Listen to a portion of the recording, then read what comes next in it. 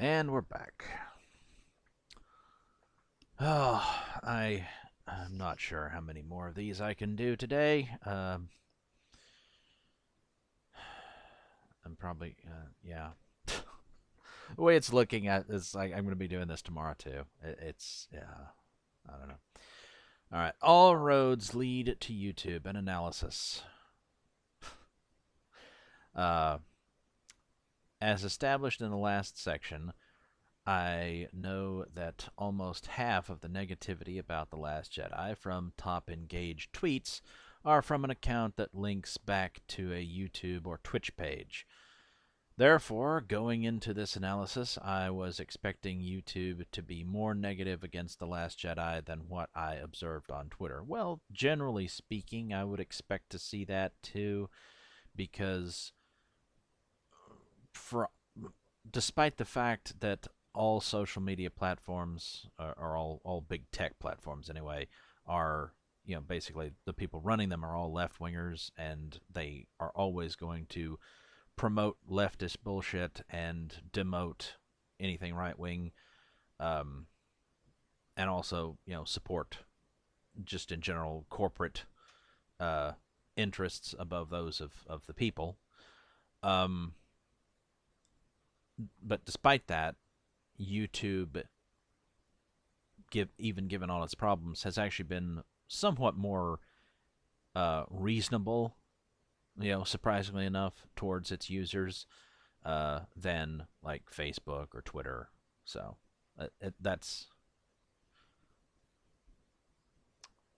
a point in its favor. I don't YouTube videos containing the keyword "The Last Jedi" were analyzed based on the videos provided to me in the algorithm. Well, again, that's that's going to shift things right there. In other words, I was only analyzing videos that YouTube would give me if I was looking to watch a video after searching The Last Jedi in the YouTube search bar. Okay, so you're getting whatever the algorithm happens to be promoting, which again, YouTube manipulates its algorithm to promote things that a lot of times you don't want to see, especially if you're a right wing. It's like you're going to get shit that you don't want to see. It's just like how they desperately want me to watch, or for years they wanted me to watch Ben Shapiro and Jordan Peterson, and I didn't want them. I didn't want to listen to them. Uh, and they still want me to watch Fox News, and I don't want to watch Fox News. And I've noticed, sometimes, I'm not sure if it's because some like live streams or whatever, they may not, their algorithm may not understand what it's about. Like if you haven't included enough meta tags or whatever on it, maybe they don't know what to recommend for it or something. But I've noticed there's more. Once again, I had gotten to the point where I didn't have to see that shit, but now I'm noticing in sometimes in my recommended videos there's more late night comedians videos, Jimmy Fallon or whoever. I don't want them. I don't listen. I don't watch their videos. I don't want that shit recommended to me. And more, not just Fox, but like CBS and other mainstream media bullshit. And it's like I don't want that either. Anyway, as I expected, sentiment on YouTube leans slightly negative, with a negative to positive sentiment ratio of 1.6 to 1. It's probably a lot big. It's probably more than that, but you're depending on what YouTube is willing to show you. So sometimes YouTube lets you see the kind of stuff that you're actually looking for, and other times it's really difficult to find because they just want you to see the mainstream narrative. But they're not nearly as bad about that when it comes to entertainment, admittedly, as they are to news. News, they are heavily promoting corporate media bullshit. Negative, positive. 48 negative videos versus 30 positive videos out of 447 total videos. YouTube videos mentioning The Last Jedi by sentiment. Blah, blah, blah, blah. Like the analysis I conducted on Twitter, I wanted to dig into who these videos belong to. Pardon me. I simplified the methodology for this analysis and looked at 3 affiliations. 1, YouTubers who make videos about games/gaming. 2, YouTubers who use their channel to push alt-right or radical right ideology. Again, the people writing this article don't understand those terms. They don't understand what what should be counted as radical right versus just middle of the road right or whatever. And they definitely don't have a fucking clue what alt-right means. They've tried to, like I said, they try to lump Jews into the alt-right and then say the alt-right is anti-Semitic, and it's like, you don't know what you're talking about. Or 3 accounts, or 3 accounts that do not meet the first 2 affiliations, including media YouTubers, culture critics, or fandom personalities. Okay. The vast majority of positive videos, about 87% about The Last Jedi, are fair reviews by accounts that would be included in the 3rd category, including media YouTubers like Chris Stuckman. I think I've watched 1 or 2 of his videos.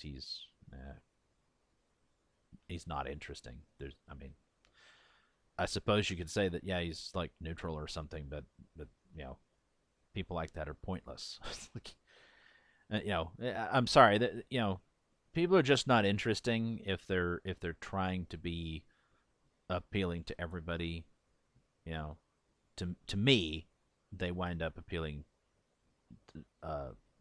Well, I can't say that they don't appeal to anybody, because it's like they do. They appeal to, I guess, they appeal to normies, I guess. But they don't appeal to people who are like really into shit. If you're a particular, you're a geek, nerd, whatever, it's like they don't appeal to you. It's like they're the normie channels. They're they got big audiences, but but they tend to be somewhat ignorant of the topics being discussed, or at least the details of the topics being discussed, and probably their audience does too. And what culture? Yeah, they're sort of a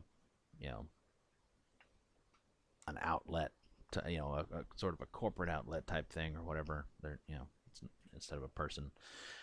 Fandom personalities like Kevin Smith, yeah, he's pretty fucking boring. Podcasters like Mr. Sunday Movies, I've never even heard of him. The remaining 13% of positive videos are from users who make YouTube videos about gaming. Negative YouTube videos mentioning The Last Jedi by account. Ben Shapiro reviews Star Wars The Last Jedi, 2.2 million views. And, are they? Yep. I mean, alt-right, radical right. Okay, so you're trying to label Ben Shapiro as at once, alt-right, radical right, when he is, milquetoast establishment shill right, and and you've previously defined the alt-right as being anti-Semitic, but he is Jewish. So you're all over the place with your attempts to smear everybody. The Last Jedi, a complete cinematic failure. Yes, it is. I kind of wonder who that is. Who I wonder. The video is at 9.4 million views. I feel like I've seen it probably at some point, but I don't remember who did it. Mark Hamill hates Star Wars: The Last Jedi. 5.5 million views. There's, I don't know. I mean, Mark Hamill, unfortunately, is a severe leftist with Trump derangement syndrome and whatnot. So he's a real asshole on the one hand, but I still think that he has somewhat more respect for, for the character that he played and whatnot than certainly Rian Johnson does. And I think Mark Hamill was kind of shocked and not happy with the way that his character got destroyed in The Last Jedi. But, he's under contract or whatever, so I don't guess there was anything he could really do about it. Stupidest things said defending Star Wars: The Last Jedi, 3.3 million views. I bet that's a fun video to watch. Positive YouTube videos mentioning The Last Jedi by account affiliation. Top 10 worst reasons you hated The Last Jedi, 840k views. Yeah, don't have any clue who that is. Didn't watch it, but that is almost guaranteed to be utter, leftist horseshit. Top 10 worst reasons. It's like, yeah, the worst reason, you're a terrible istaphobe because you hate it. You hate it. It's like, you're pretending like you know what people are thinking. You don't. You're trying to say that, they hated it because a woman was the hero or whatever. They hated it because there was black people in it. It's like, no, they hated it because it was a shitty story. It was bad writing, bad directing. It was just poorly done. Everything great about Star Wars Episode 8: The Last Jedi.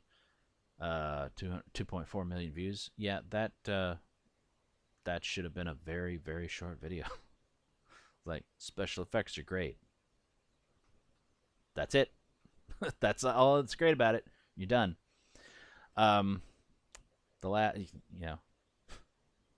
I wonder if anybody did that. I wonder if anybody just made like a 5-second video praising The Last Jedi, being like, the special effects were fucking awesome, and then that's it. The video ends. Like, that's everything. That's everything great about it. The Last Jedi is amazing, and you are all insane. Yeah, that sounds like a butt hurt. Disney fanboy. 336k views. In comparison, 40% of negative videos are classified as other and include negative reviews by Red Letter Media. They're pretty good. And Wisecrack. Don't think I've heard of them. It should be noted that other also includes videos by What Culture. Yeah, like I said, they're this corporate sort of type thing. I don't know who owns them or anything, but they're one of those things that's clearly much more organized. Not an organic sort of fan created thing. Review of The Last Jedi is ultimately positive. YouTube channel did release 2 negative videos about the film, seemingly cashing in on the YouTube backlash. Well, that's what channels like that do. They're all about cashing in on whatever's being talked about. A quarter of negative videos are from channels that post content about gaming. However, within this group, several accounts could be labeled as pushing alt-right or radical right-wing ideology. Well, classified by you, because you don't know what the hell you're talking about. But are not classified as such since the channels do not primarily push a political agenda or their exact political beliefs are hard to pin down. Oh, wow, it's almost like maybe they're individuals or something. For example, PewDiePie, whose opinion on The Last Jedi is negative overall, good for him, hasn't been without racist and anti-Semitic controversies. Yeah, that was all kind of bullshit, though. In 2017, PewDiePie was called out for use of Nazi imagery in his videos, including a sign that read "Death to all Jews," and that was. You can argue that it was stupid and bad taste joking, but it was just trolly joking. Later that year, he used the N-word to describe a player during a stream of PlayerUnknown's Battlegrounds. Obviously, I'm not going to say the quote-unquote N-word, because it's YouTube. However, it should be pointed out that there really shouldn't be any words that people are like, oh, I can't say that word. I have to censor myself. It's like, no. And sometimes it seems like leftists especially talk about, how white people really want to they want an N-word pass or something. There's some people who say things like that, like, oh, you want to know a black person so that they can give you an N-word pass or something. It's like, if white people want to say the N-word, we just say it, okay? I don't, because there's no context in which I feel any desire or need to say it. But if I wanted to, I would just fucking say it. I mean, obviously not on YouTube because you're not allowed to say what you want to say on YouTube. But in real life, if I wanted to say it, I'd just fucking say it. Uh, Another example is YouTuber Vito. I think I've seen him. I think. Oh, he's the guy who did the complete cinematic failure. Eh, I haven't seen that. I don't think of his, but I've seen something else of his, and I don't know. He kind of struck me as like somebody who's like occasionally funny, but they also have bad takes on some stuff, and so they kind of get annoying. Anyway, review of The Last Jedi. The Last Jedi, a complete cinematic failure, is one of the most viewed videos mentioning the film with 9.4 million views. Well, congratulations to him, and hopefully he tore a new asshole, because it certainly deserved it. His political views vary from right-wing to leftist. Yeah, he's kind of all over the place. And he doesn't like to associate with alt-right leaders like Jack Posobiec. Okay, first of all, Jack Posobiec is not alt-right. He's right, but he's not alt-right. Certainly not as they're defining it. Not as the term has been poisoned by people like Richard Spencer, which I find interesting because Richard Spencer is like the only person they've listed in this whole fucking article who actually describes himself as alt-right, and yet they keep on referring to like everybody else as alt-right, and I'm not even sure they've called him alt-right a single time. But yeah, they call him a neo-Nazi, but he calls himself alt-right, which, like I said, that's ironic because he's a fucking leftist. But they're calling everybody else alt-right, and it's like, no, they're not alt-right, dude. They're not. Especially not the way that you're defining it. I mean, like I said, for fuck's sake, he's like, you're lumping a whole bunch of Jews in with the alt-right, but also saying the alt-right are anti-Semitic. You're not coherent on your propaganda here. Or so that's the problem when you're trying to construct a massive narrative and smear campaign against so many people. It's really hard to get it to all fit together because it doesn't. Like you're trying to paint a picture for people. It's like you're trying to piece all these things together and make a coherent a narrative out of it to try to make people believe what you want them to believe. Your propaganda. But reality, of course, is different than than the narrative you're trying to push. So the pieces really aren't fitting together very well. And so you keep on making mistakes, and it just keeps on looking, the picture just looks increasingly garbled. There's something, anyway. You're not doing this whole propaganda thing very good. And this it's I mean, I don't want to I'm not wanting to help them, but it's worth considering that this is part of what's wrong with this thing being so fucking long. They're trying to put too much. It's so much easier to push propaganda when you do it a little bit at a time.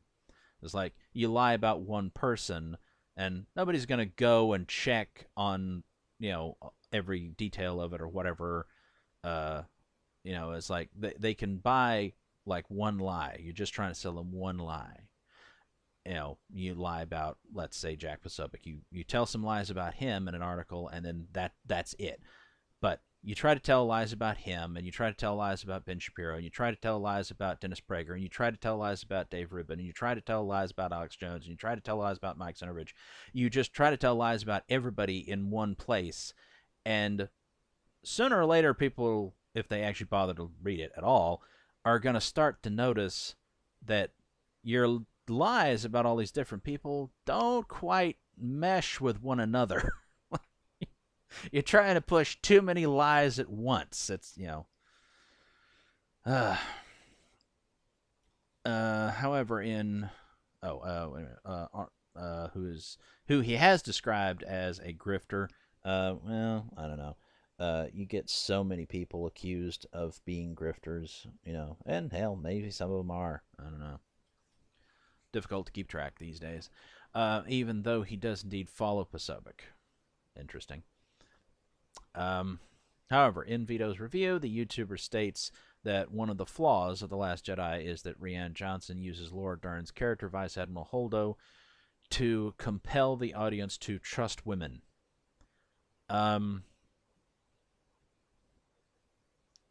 Maybe that's what was trying to be done, but it's certainly not something that was accomplished.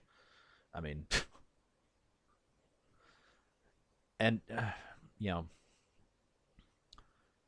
if you've known very many women, and this, I mean, frankly, this applies to anybody. If you've known very many women, if you've known very many men, if you've known very many anybody, if you know very many humans, you'll know that an awful lot of them are not to be trusted.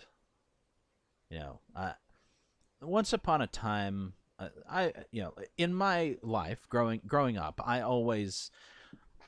there were times when, I had a kind of a sense that, this is probably not something to share. I should just keep this to myself.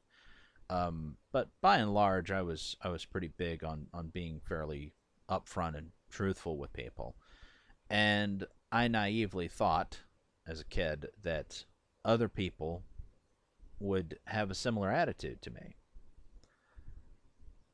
As I grew up, I learned that no, most people seem to be keeping secrets and lying and whatnot. And, eventually learned that, most people in this world, not to be trusted. Most of them, shouldn't trust them. So I trust very few people these days. And, and a lot of times, it's kind of like with Reagan and the Soviets or whatever. It's, trust but verify. It's just, you just can't take much on faith with humans because they suck. There's a handful of people I know in real life that I consider, I don't think that they would lie to me. But, even then, are they telling me the whole truth and nothing but the truth? Probably not. To quote Spock, it is not a lie to keep the truth to oneself. Anyway, to make this point, Vito invokes criticism against the hashtag #MeToo movement. Well, it really, I mean, as much as there were people like Harvey Weinstein who, utter pieces of shit, which surprised no one, or shouldn't have surprised anyone at least. The whole Me Too thing definitely has, it's just been used opportunistically, by a number of people. Like, it may have started out as there's been abusers and we're calling them out. And that was fine, because it was real.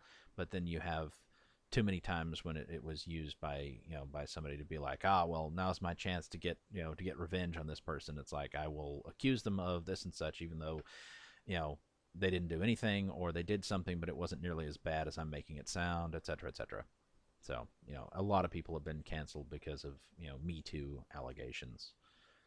Some of which, proved to be true, but many of which, never really panned out. And you've even had some of the Me Tooers themselves who kind of faced their own Me Too moments. Anyway. Suggests that asking the audience to trust female characters in power is the same as asking people to trust women who come forward with their stories of sexual assault. He states in the video, quote, "What is the moral between the flawed interactions between Holdo and Poe? The most obvious moral is to be subservient to authority and blindly trust your superiors." Which is potentially very stupid. I mean, I understand in a military context, to a certain extent it makes sense. Although this is a thing that's confused me a lot. I'll take a moment here. This is something that's confused me a lot about the military, the United States military at least, and I guess many militaries. I'm not sure, but you see it depicted in movies and TV, and it fits with what my father told me about, Vietnam. apparently it's kind of standard procedure that, I mean, you have there, in our military, in Western militaries at least, I'm not sure if everybody does it this way, but there's enlisted men and then there's commissioned officers. And as I had it explained to me by one person, one friend that I knew, apparently the only thing that determines really whether or not you're a commissioned officer is, do you have a college degree? So it's just based on, supposedly, I guess you're smarter or more qualified or something because you've had a higher education, which we all should know at this point that higher education is potentially bullshit. It's like, yeah, you could have a college degree in, in gender studies or something. It doesn't mean you're qualified to lead people into battle. But more to the point, regardless, even back then, when you maybe didn't have so many degrees that would be complete bullshit, it doesn't matter because you have a fresh-faced lieutenant. He's fresh, just arrived in theater. He knows nothing about combat. Totally wet behind the ears, doesn't know a goddamn thing, but he's in charge of the platoon. And meanwhile, you have, the sergeant or, the non-commissioned officers who they are, battle hardened. They're the guys that have been there. They've been in combat multiple times. They know what the fuck they're doing. And it's this weird, threading the needle thing to where the lieutenant's in charge, and if he orders the platoon to do something, the enlisted men are required to follow his orders, no matter how stupid they are. And the trick is the lieutenant is supposed to know that he's meant to rely on his non-commissioned officers to tell him what to do. Like, they actually know what the fuck is going on. They know what to do. He should listen to their advice. They cannot give him... He's the one who can give orders. They can't fucking tell him what to do, but he's supposed to know that he's supposed to listen to them. They will offer a suggestion, and he needs to fucking follow it. Otherwise, he's going to get everybody killed. But if he's too stupid or he's too much of an asshole to listen, and he just says, nope, we're going to do what I say we're going to do, then all of the men are supposed to just follow his order and die. That's stupid, but that's the way that the military apparently works and has for generations. That's not good, and I don't understand, I understand a certain amount of, you've got to follow orders. There has to be a chain of... I understand that.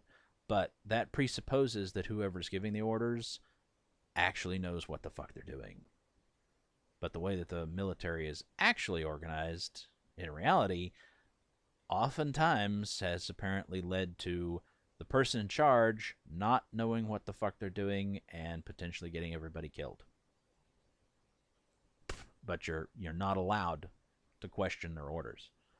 You can offer suggestions, but when they fail to follow your suggestions and they order something that you know is going to get you killed, you still have to follow their orders and just march to your death. That's fucked up. That's why I would never... That's why I'm glad the draft was gone by the time I was around. As like, if you put me in a combat situation like that and I know for a fact that the fucking lieutenant is going to get me killed, I would probably shoot him myself in order to save myself and everybody else, all my friends. I'd be like, yep, that was an enemy sniper, right, guys? I would probably kill the fucking lieutenant, and be like, nope, I'm not dying for this dickhead. He's going to get us all killed. Somebody, needed to do that. But, I mean, some people may think that there's something honorable about, about just going and dying because of a stupid decision by a moron who was your commanding officer. I don't. I'm not, not good military material. Never would have been. Of course, I probably would have, been in prison for murdering my drill sergeant or something in basic training. That would have pushed me too far, and I would have been like, God damn it, it'd be, what is that movie? Is that movie where, was it Full Metal Jacket or whatever? Yeah, it'd be something like that. It'd be like, I just go completely batshit on somebody. Anyway, Getting back to this. However, the real moral is the ultimate exercise in jamming politically correct politics into a kids' movie with all the subtle nuance of a bad guy literally named General Grievous. Yeah, that was a little on the nose, wasn't it? See, Poe thinks he's a better leader than Holdo because he's a man. No. I mean, that may be what you're supposed to take away from the movie, but of course that's not true. I think it was pretty clear that Poe was a better leader just because he's a better leader. So he starts mansplaining, but what he really should have done is hashtag trust women. No matter what the situation, even if it seems like that particular woman is about to get you and everyone you love incinerated by a million lasers, just trust women. She knows what's best. She is living her truth. Hashtag me too. Hashtag time's up. Yeah, that's actually a very good take from Vito. And that is that's shitty writing is what it is. It's really, really bad writing, and also, of course, pushing, a modern day social and political message, which again, that kind of shit should not be in Star Wars. It just shouldn't. Shouldn't be in any of our entertainment. We shouldn't have to put up with this crap. Vito also spread racism on his Twitter account. Oh, damn it. In a quote tweet of an article reporting that a podcast host had been suspended for using racial slurs, Vito insists that I rap along to songs containing the N-word, and I have never once felt bad about it. Well, I don't listen to rap music, but I think it absolutely is fucking ridiculous that there are tons of rappers who apparently use the N-word many times with a hard R as well, and it's like, that's fine, oh, he's black, he that's fine, but anybody else says it in any context whatsoever, and they must be fired, they have to be canceled. I mean, it's ridiculous. He then proceeds to tweet the racial slur.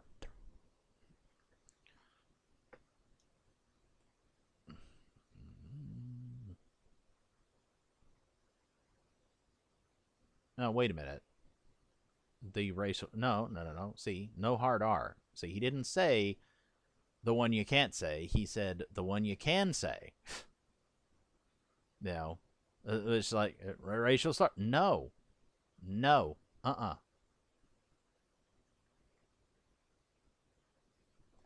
And it's and I'm not, like I said, not gonna say it because this is fucking YouTube, but I don't fucking care. I don't care about all these censored words. It's like, it doesn't affect. I mean, again, there's no context in which I feel any desire to say that word in real life, but in real life, it's like, I don't give a shit whether you think it's not acceptable for me because I'm white to say it. If I want to say it in real life, I'll fucking say it. And that goes for any word. There's no word that I'm not prepared to say if I feel like saying it. There are plenty of words that I probably won't say because I don't feel like saying it. But if I felt like it, fuck you, I'll say it anyway. I don't care. I'm not on board with all the censorship crap. I'm just not. Another 37.5% of negative videos are attributed to accounts whose channels actively push alt-right or right-wing misogynistic or racist ideology. Very much doubt that, because you're a lying sack of shit. You're saying things that just don't match up with reality, including a video by Bishop Robert Barron, never heard of him, who has been a guest on Dave Rubin's Rubin Report. Again, Dave Rubin is essentially a left-of-center gay Jewish man. In his video, he asserts that The Last Jedi is a bad film because Rey's characterization occludes the male hero Luke Skywalker. Well, I mean, I don't think I'd agree with that. If Rey was well written, if she wasn't just a Mary Sue, if she had gone through the proper, hero's journey, she'd, faced adversity, and, and not just, oh, supposedly at some time she did. No, no, no. We see her journey and whatnot. If that had happened and she was a well written character, I don't think her overshadowing Luke would be in any way a problem. But that's not what you get. You get a Mary Sue who just automatically is the bestest ever, and you get Luke who was, a hero in the past. He did go through that journey. He was well developed as a character, and you see him, artificially taken down, made to look bad, so that by comparison, Rey looks better. That's how things are done now. We don't, idiot SJW writers or whatever, they're not willing to have their characters face adversity and become better people over time, and and be worthy of being looked up to. They're not willing to go through those steps. They just want their character to be perfect to begin with. It's just like Captain Marvel. It's like what happened in that movie. You know, did she realize something wrong about herself or whatever, and and fix it? No. What she realized was, I was perfect already. You've just been holding me back. It's like that's not good character development. That's just anyway. So I wouldn't. It's like the way Luke. I mean, anyway. Ben Shapiro also has a negative review of the film. You've already mentioned that like several times on his YouTube channel for the Daily Wire, where one of his critiques against The Last Jedi is that Johnson's filmmaking is nasty to his childhood. Well, I mean, a lot of people, I'm sure, felt that way. It's not really a criticism that I would have made, but I would have stuck with the fact that it's just a very bad film. This criticism is embedded in Shapiro's central ideology that American society is moving further away from the Judeo-Christian values that shaped the West, and any departure from those values will only make America a weak state. Well, America is on the verge of collapse at this point. And on the one hand, he's correct. On the other hand, he's slightly wrong because, first of all, it's not Judeo-Christian values. Let's be clear about this. And now maybe I should mention something that I neglected to mention earlier. You want to talk about, white, like you talk in this article time and time again about white supremacists, and none of the people that you mention as being white supremacists are in fact white supremacists. None of them. Some of them are white identitarians, but none of them are white supremacists. Ben Shapiro is actually a racial supremacist. He believes that his people, the Jews, are chosen by God. They're God's special people. They're superior to everybody else. He actually believes that. He actually is a racial supremacist. He's a Jewish supremacist. And the term Judeo-Christian has been super well used. It's propaganda that's been very effectively marketed to everybody in America, and to a certain extent the whole of the Western world, to suggest that Judaism contributed greatly to the West. And it didn't. Not really. I mean, insofar as Judaism was once upon a time the foundation of Christianity, yes. But insofar as it actually shaped the West, no. Judaism really didn't contribute to Western culture. The values that shape the West are not Judeo-Christian. They are Christian. They are, the effects of Christianity, but also of the Greco-Roman legacy. So, the Jews really didn't have that much to do with helping form the West. They showed up later and were very effective at making people think that they had, been helpful. Um, you know, and that is in no way. I mean, that is in no way. Again, I'm sure people will be like, "Oh, you're being anti-Semite." No, I'm not being an anti-Semite. I'm simply pointing out reality. I'm sorry that so many people on the left, particularly, are just have this thing where they really, really hate the truth, and any mention of things that are true that I guess maybe make them uncomfortable, they have to insist that there's some sort of dark motivation behind you stating that truth. They want to pretend like, first of all, it's not the truth, and secondly, you only say that because you're evil. Well, that is, counterfactual. The reality is what it is, and when we observe it, we're not being mean, we're not being bad people, we're just being truthful. All right. But like I said, the Judeo-Christian thing's wrong, but Shapiro's not wrong about about society moving further away from the values that shaped it, and that's just going to make America and the West weaker. He's right. Like he's wrong, but he's right. His other criticisms, like the majority of criticism leveled against The Last Jedi on YouTube, are misogynistic. No. And claim that the film would be better if Rey was not the ultimate Mary Sue. It would be. It would be so much better if she was not the fucking ultimate Mary Sue. But she is. Rey is a Mary Sue. I'm sorry, but she is. I wish she wasn't. If she'd been properly written and properly developed as a real character, instead of just being, essentially perfect to start with and super powerful to start with and whatnot, that then we wouldn't be having this argument. Mary Sue is a pejorative label given to female characters who typically have a lead role, are strong-willed, powerful, and are allowed to exercise femininity. No, that is a lie. That is not what a Mary Sue is.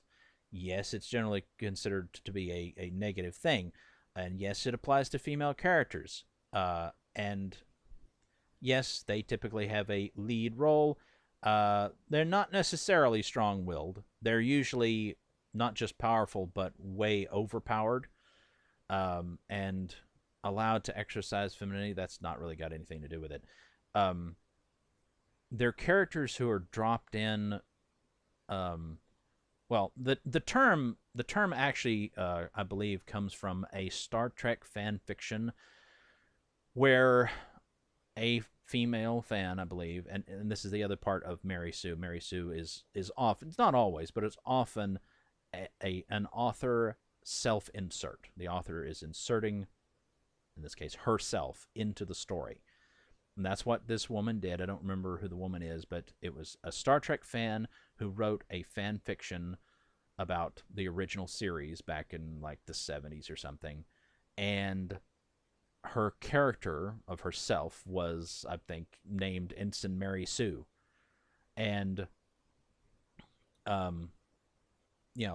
the everybody loved her. It's like everybody loved this character, and these are the tropes about the Mary Sue character, is that everybody really likes her and she's the best at everything. It's like, she's good at every job. Not like the real characters, they have their specialties.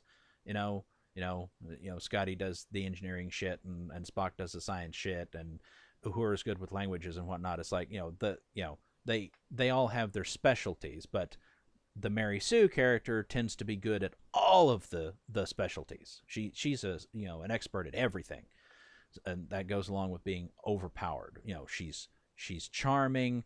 She's able to to get people to do what she wants and whatnot. Everybody automatically likes her, for no reason.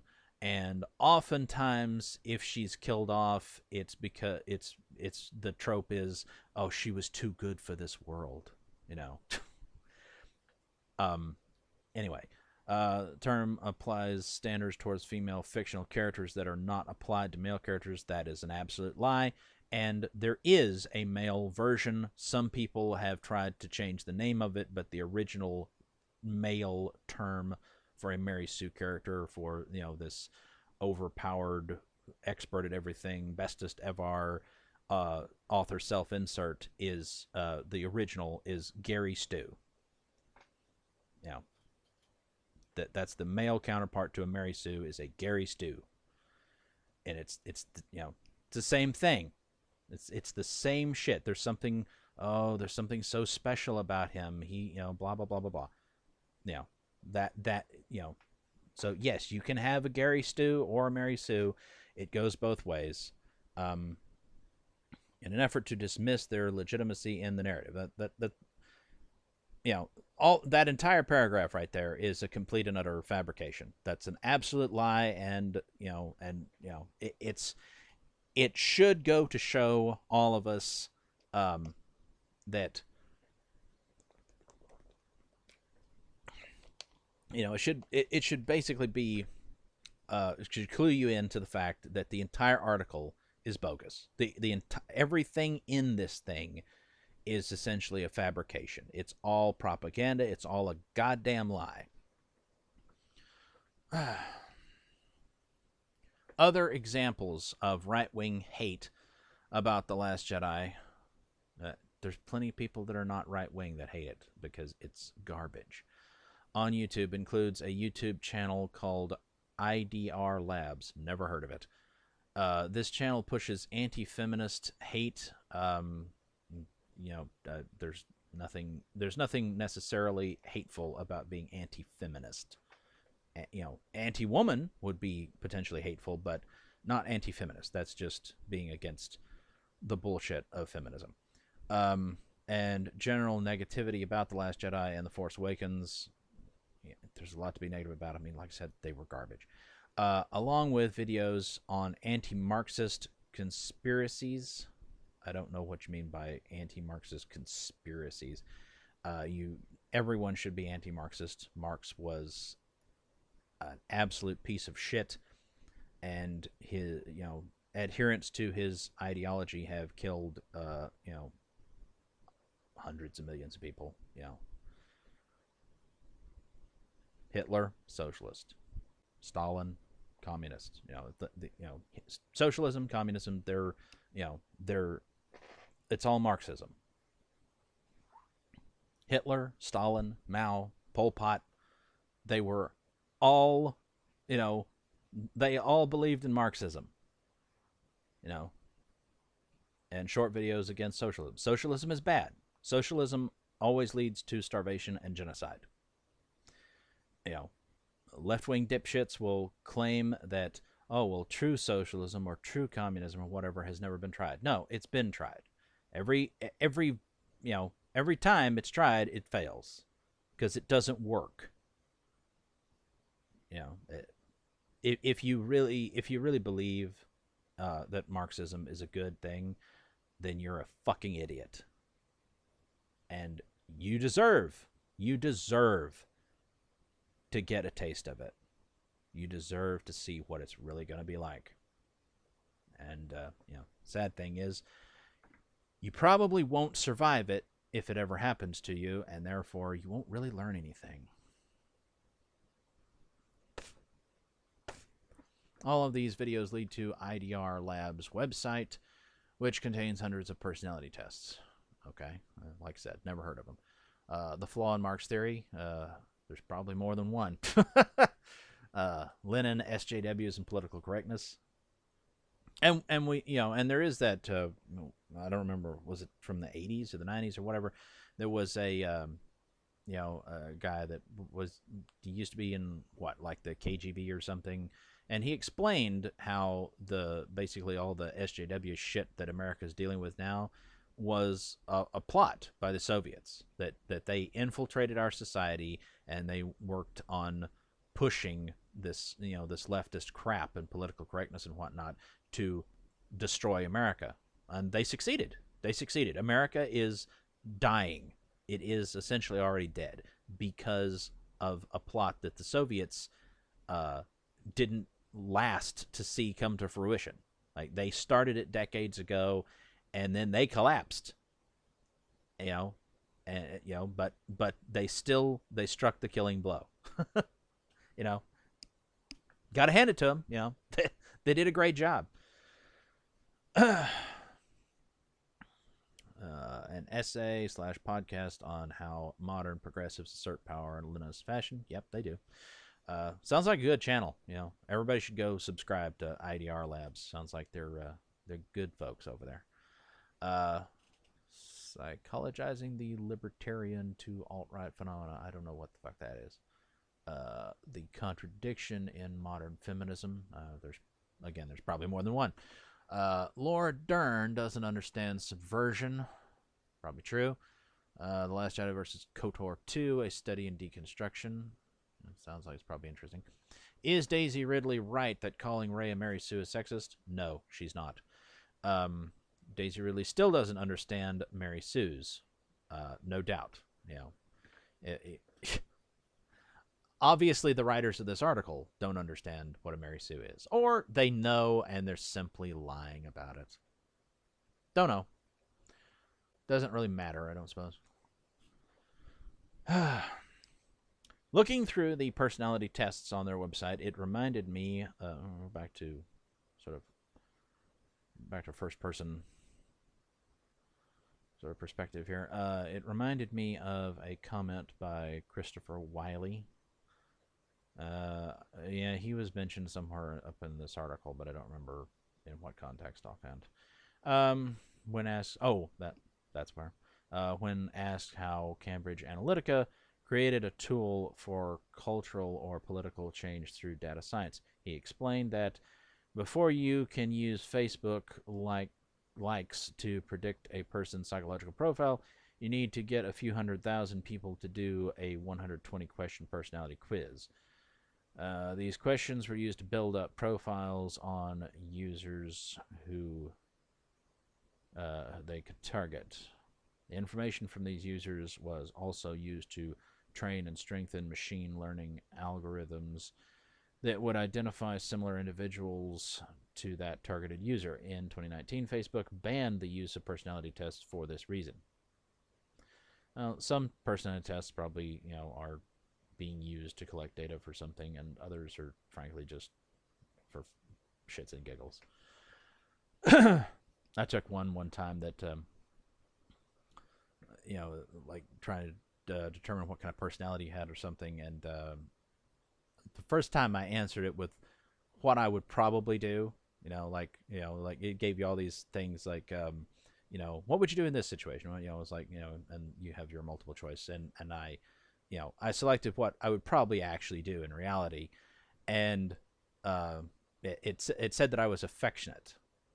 It's like, okay, it's like, all right, I guess I'm a nice guy, and and then I went and took it again, and answered it as though, in the mindset of, I've had a bad day, I'm fucking pissed, and I just don't care anymore. It's like, then what would I do? And and I answered it, and it said I was evil.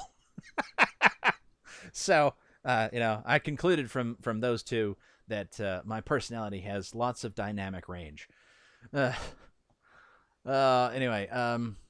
IDR Labs website contains a range of personality tests, mostly focusing on political alignment, feminism, racism, pop culture, and Myers-Briggs personality types that are 20 to 50 questions each. One asks to test how fascist you are. I suspect I would not be very fascist at all. The test claims to be created by professionals. However, no psychological professionals are listed on the site. Well, so what? Reddit user Vleglo, the fuck? Weird ass name.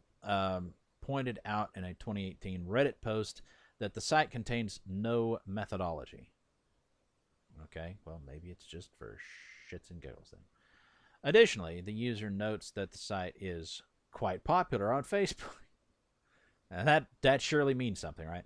I don't have enough information to conclude whether or not anti-feminist opinions about Star Wars, again, with the no doubt trying to conflate anti-feminist with anti-female, about Star Wars and negative The Last Jedi sentiment were used to push people to personality tests that built machine learning algorithms for Cambridge Analytica.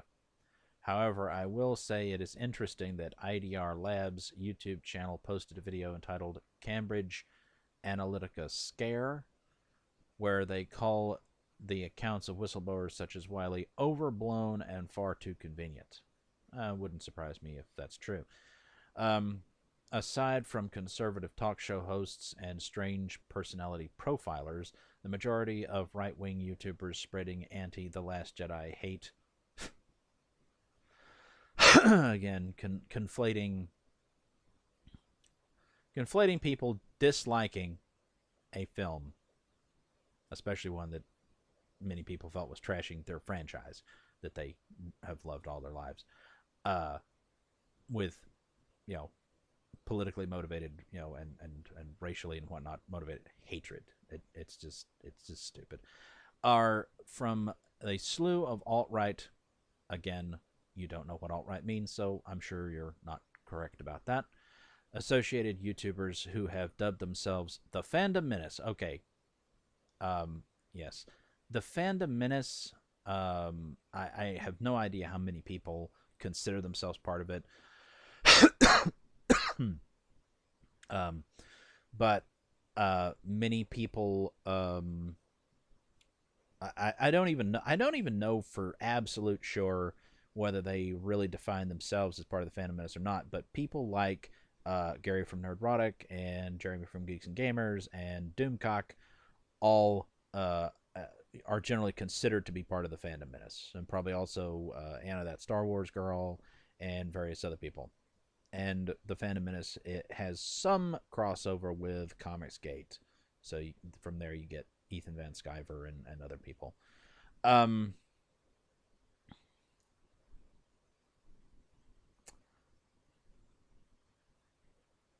Quite a number, Jeremy from Geeks and Gamers, again, he is definitely right-leaning, but he employs a lot of people who are left-leaning. Jesse Milestone, I believe, is one of his employees. She is definitely left-leaning, but I believe she also would consider herself probably to be part of the Fandom Menace. I'm not sure about Anna. She's probably kind of centrist.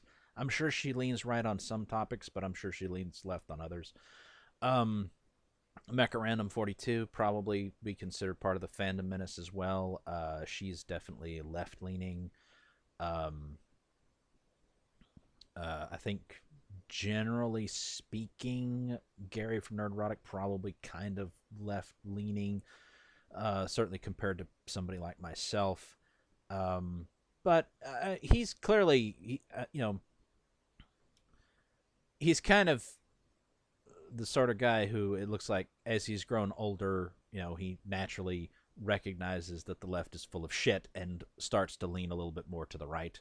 I still think that he's very socially left leaning, but I think he understands that there's a lot of fucking bullshit on the left.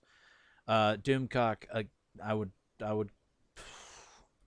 again, he's probably right of center on some things, but I think he's pretty left of center on quite a few. The one thing that all these people tend to have in common, though, is that they're anti-SJW, which is good because, like SJW, of course, stands for Social Justice Warrior. Many people, think that, oh, well, that would be a good thing, right? And it's like, no, because you can have justice or you can have social justice. You can't have both. So obviously any sane person picks actual justice.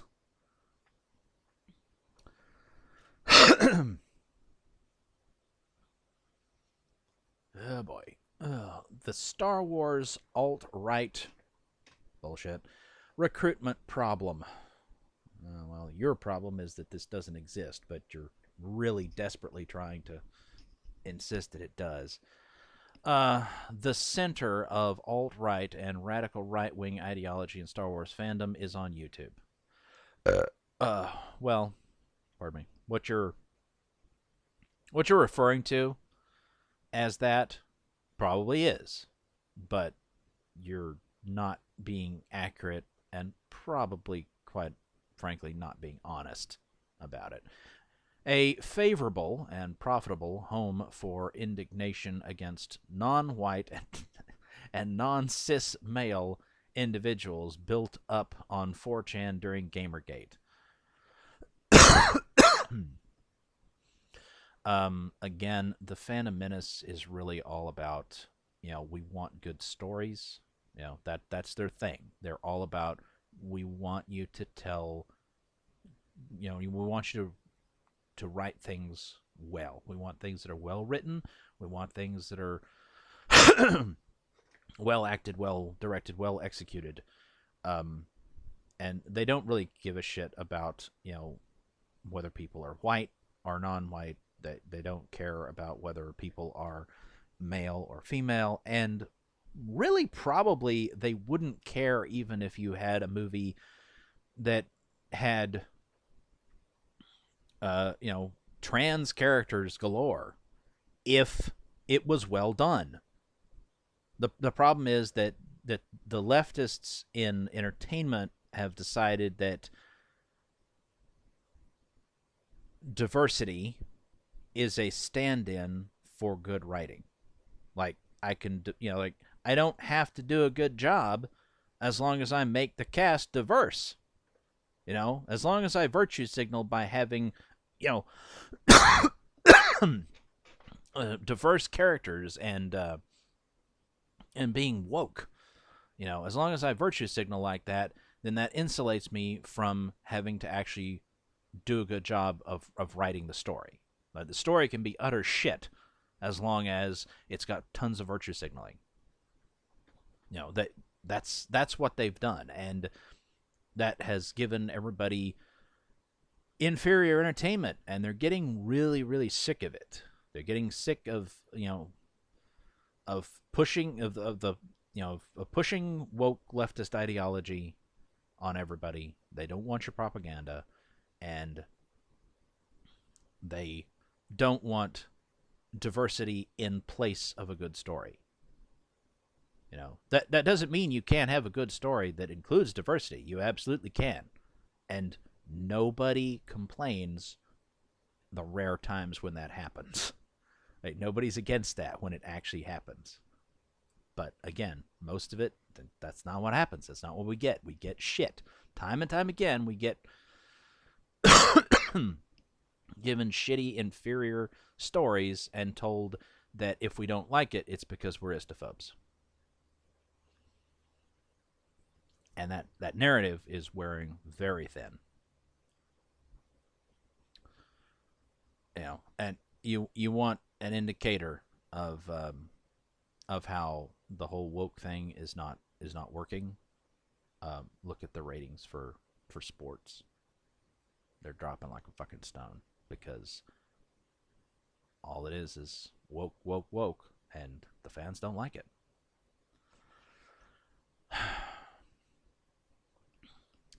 It isn't difficult to find videos of mostly white men belaboring their strongly held belief that women and minorities are ruining video games. Comic books and Star Wars. Are you sure about that? Are you sure that it's not difficult to find those videos? I mean, finding videos of mostly white men, sure, because there's a lot of white men making videos, and there's a lot of white men, especially in the United States, which is still majority white. There's a lot of them who have really loved these, they've been a part of these fandoms their whole lives. They've loved video games and comic books and Star Wars and whatnot, and they feel very passionately about it. And so, yes, there's a lot of them that are involved and are making videos about that. However, this next part about strongly held belief that women and minorities are ruining these things.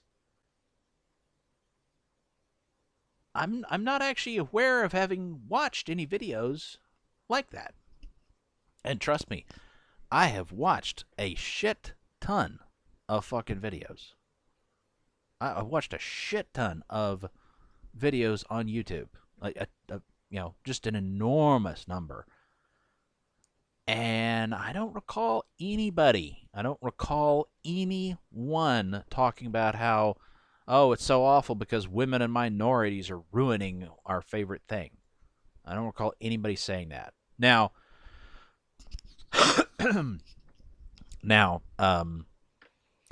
you will get people like Ethan Van Sciver, for instance, talking about, I don't know, Tess Fowler or Gail Simone or whoever doing stupid shit, just writing terrible stories and whatnot. And it's like, again, you're trying to conflate that sort of thing. It's like, this is what you're doing, I'm pretty sure, when you're saying what you said here about it's not hard to find videos like this. You're trying to conflate people complaining about individual women in comics who have super far left woke ideologies that they're trying to push along with bad storytelling. And you have people complaining about them doing really shitty things with comics. It's like, oh, they're ruining comics. It's like, yes, they are. It's got nothing to do with them having vaginas. It has to do not with what's between their legs, but what's between their ears. And the festering pile of rancid left-wing ideology that's up there, rotting away. And, like I said, you're trying to conflate. Well, you're criticizing a woman. You're criticizing her because she's bad at her job. Not because she's a woman, but because she's a woman who can't write for shit. There are plenty of women who can write a good story, but you criticize the ones that are writing bad stories, and, oh, you're anti-woman. That's a lie. You're conflating things. You're trying to say, oh, anti-feminist. That's the same thing as hating women. No, it's not. Being anti-feminist does not automatically mean that you are a misogynist. It's not the same goddamn thing.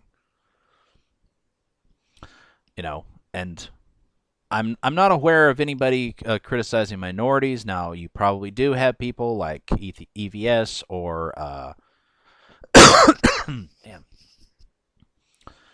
You probably do have people like Ethan Van Sciver or Richard C. Meyer,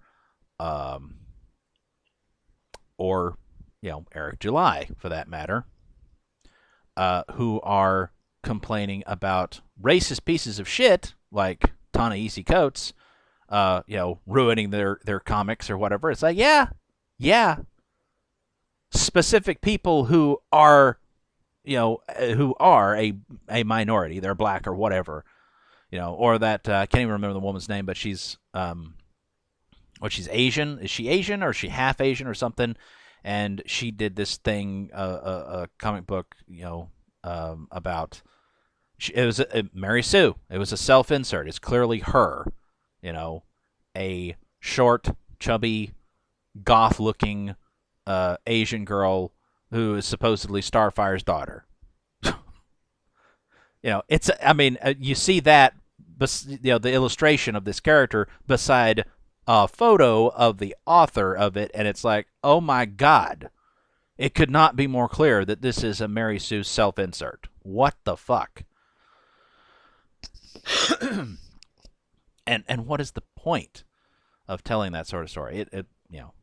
It's just like women who can't avoid wanting to write a fanfic with themselves as a Mary Sue character in it.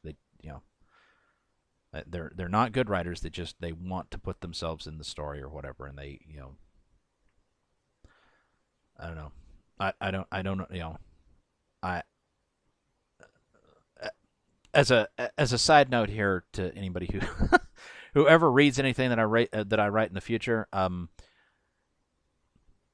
if you think that anything in any story that I ever write in the future, if you think that any particular character in there is me inserting myself into the story, you're wrong. I mean, granted, probably I will draw upon elements of my own personality to inject more realism into all of the different characters. You know, I'll be trying to put myself in their place and be like, you know, what would this character do, and you know, like, I'm not God. I can't, you know, I don't have infinite creativity. I can only draw upon, you know, what I have in me to create characters and to breathe more, you know, like life into them, as it were. But I will never write a character in any of my stories that is actually a self-insert. That's me. That's not happening. I will never do that. For one thing, I'm fucking boring. You wouldn't want to read a story about me. But I guarantee you that. So if you happen, you know, if years from now I've actually written something and you read it and you think, oh, I think he's in certain. Nope, it's not. You're wrong. Anyway. Oh my God. Anyway, where were we? They reiterate these convictions as they wade through tweets, articles, and blog posts that they associate with the mainstream left. Well, that's what the mainstream is. It's leftist. Although probably would do well to start calling them the legacy rather than the mainstream. I mean, they are the mainstream only because the normies don't know any better. You know, the normies don't pay enough attention to understand, you know, how fucked everything is. Anyway, but they're learning. They're learning. A lot of people are going to be red pilled by the collapse of the country. On the one hand, it's kind of too little, too late. But on the other hand, hopefully in the future we'll be smarter. In an effort to create alternative news sources for their followers, it would be unfair to say that these YouTubers are the exact same group of people who rallied behind anti-feminist figureheads like Cernovich and Yiannopoulos to harass women in gaming, even if they still are. The reality is far more terrifying. There's nothing terrifying about any of this except for how much you're lying in this fucking article and how fucking long this article is. That's kind of terrifying, I will admit. I don't know what these are. I don't know. I mean, in case those are you know, copyrighted videos, I don't think I want to click on them. Here has like Cernovich and Yiannopoulos. Well, like the Fandom Menace doesn't really have much crossover with the more purely political people like Cernovich and Yiannopoulos and Milo. Like there's some crossover there, I guess, because I mean you have people that are in Comicsgate or the Fandom Menace who are definitely, you know, sort of right leaning, but they don't pay an awful lot of attention to, like, their focus is entertainment related shit. Some of them do focus on some political stuff, but they don't keep up with all the different political commentator personalities out there. You know, mostly you know, it's like some of them, like Jeremy from Geeks and Gamers or whatever, or Jeremy from The Quartering, have their own personal political channels where they make political commentary themselves. They don't. I mean, and sadly, they probably pay attention to people like Ben Shapiro. You know, like, and he's, like I said, he's, you know, approved opposition essentially. So they're not, you know, they're not worth listening. You know, people like Ben Shapiro not worth listening to, and people who listen to him are probably also not really worth listening to. The majority of these YouTubers, who include reactionary, again with the reactionary shit, alt-right, lie, YouTuber, The Quartering. Oh my God. The Quartering? Really? You're calling him reactionary and alt-right? I've already explained, The Quartering, Jeremy from The Quartering is so fucking milquetoast. He is right leaning, but only slightly. He is such a weak. He's such weak sauce, man. You know, to call him alt-right is ridiculous. And the only way in which he'd really be reactionary is the fact that, yes, he does reaction videos to everything.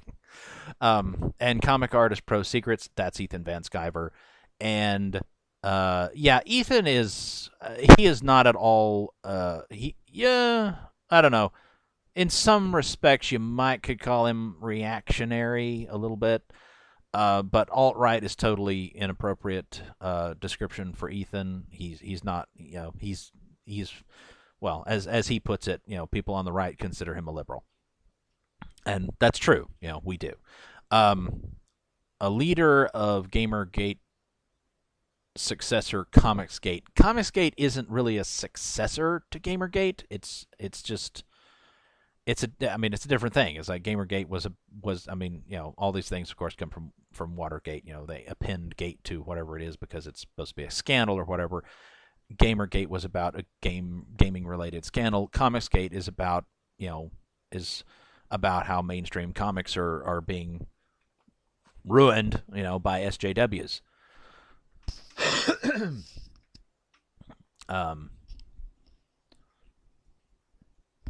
Are people who have been radicalized by what Gamergate set into motion.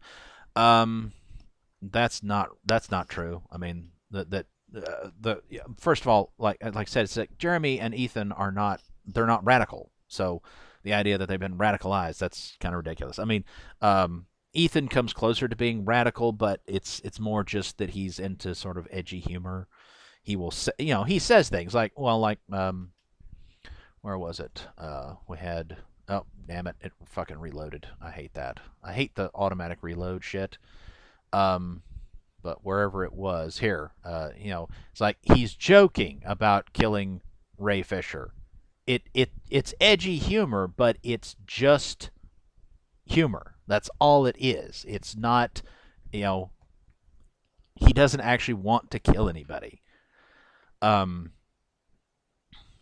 he, you know, so like I said, you know, radical humor perhaps, but not any kind of, you know, not radicalization in the way in which they're meaning it.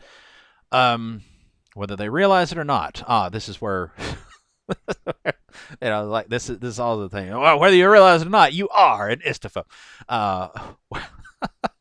Whether they realize it or not, they are diligently carrying forward Steve Bannon's master plan, the Blaster Plan, mein Führer, you know, to change culture in order to change politics.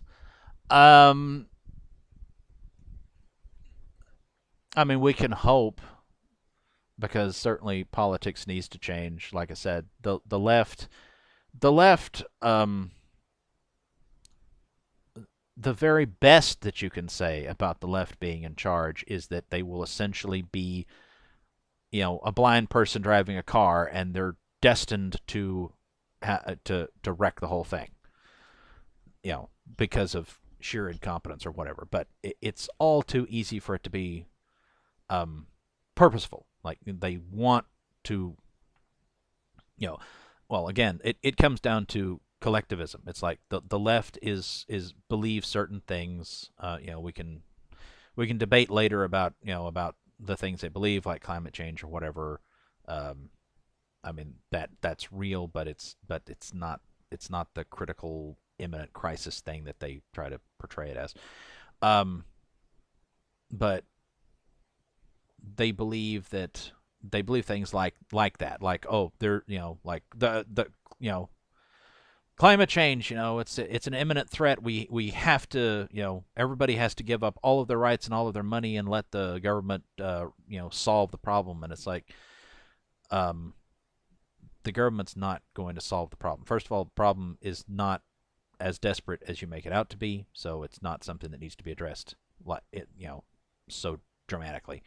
And even if it was, the government would be the last people you want to put in charge of it, because they'll just fuck it up more, because they always do. And, you know, there's very few things the government does well. There are a few things, but very few that they do well. Everything else they fuck up. Um, and what, that's the thing. It's like the leftists want to force you, you know, well, I mean, look at back in February we had the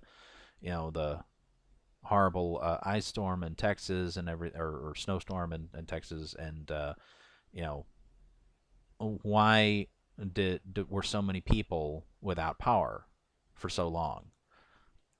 Because for the past 20 years, instead of building more coal fired power plants or more natural gas power plants, Texas has been building solar and wind because, you know, that's the push from the left is you need to do things that are good for the environment, whatever, which, by the way, solar and wind are not good for the environment. But, the so-called green energy, that's, being pushed by the federal government, and so you know you have, well, guess what? Solar, wind, they don't work in a fucking snowstorm. So there's, you have the I mean, we could go on for quite some time about that. Uh, it's just the left believes the left doesn't understand. Leftists don't understand a lot of things, and they don't understand how a lot of things work. Um, like the recently, what was it? The some oil and gas company went to a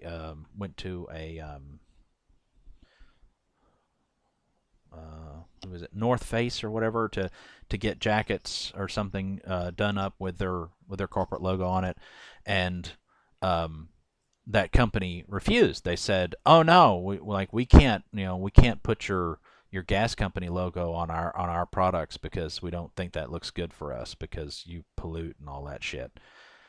And then the CEO of the oil company comes back with, seems kind of hypocritical because, the you know the polyester and polyurethane or whatever that you make your freaking jackets out of comes from our industry, oil and gas. It's like,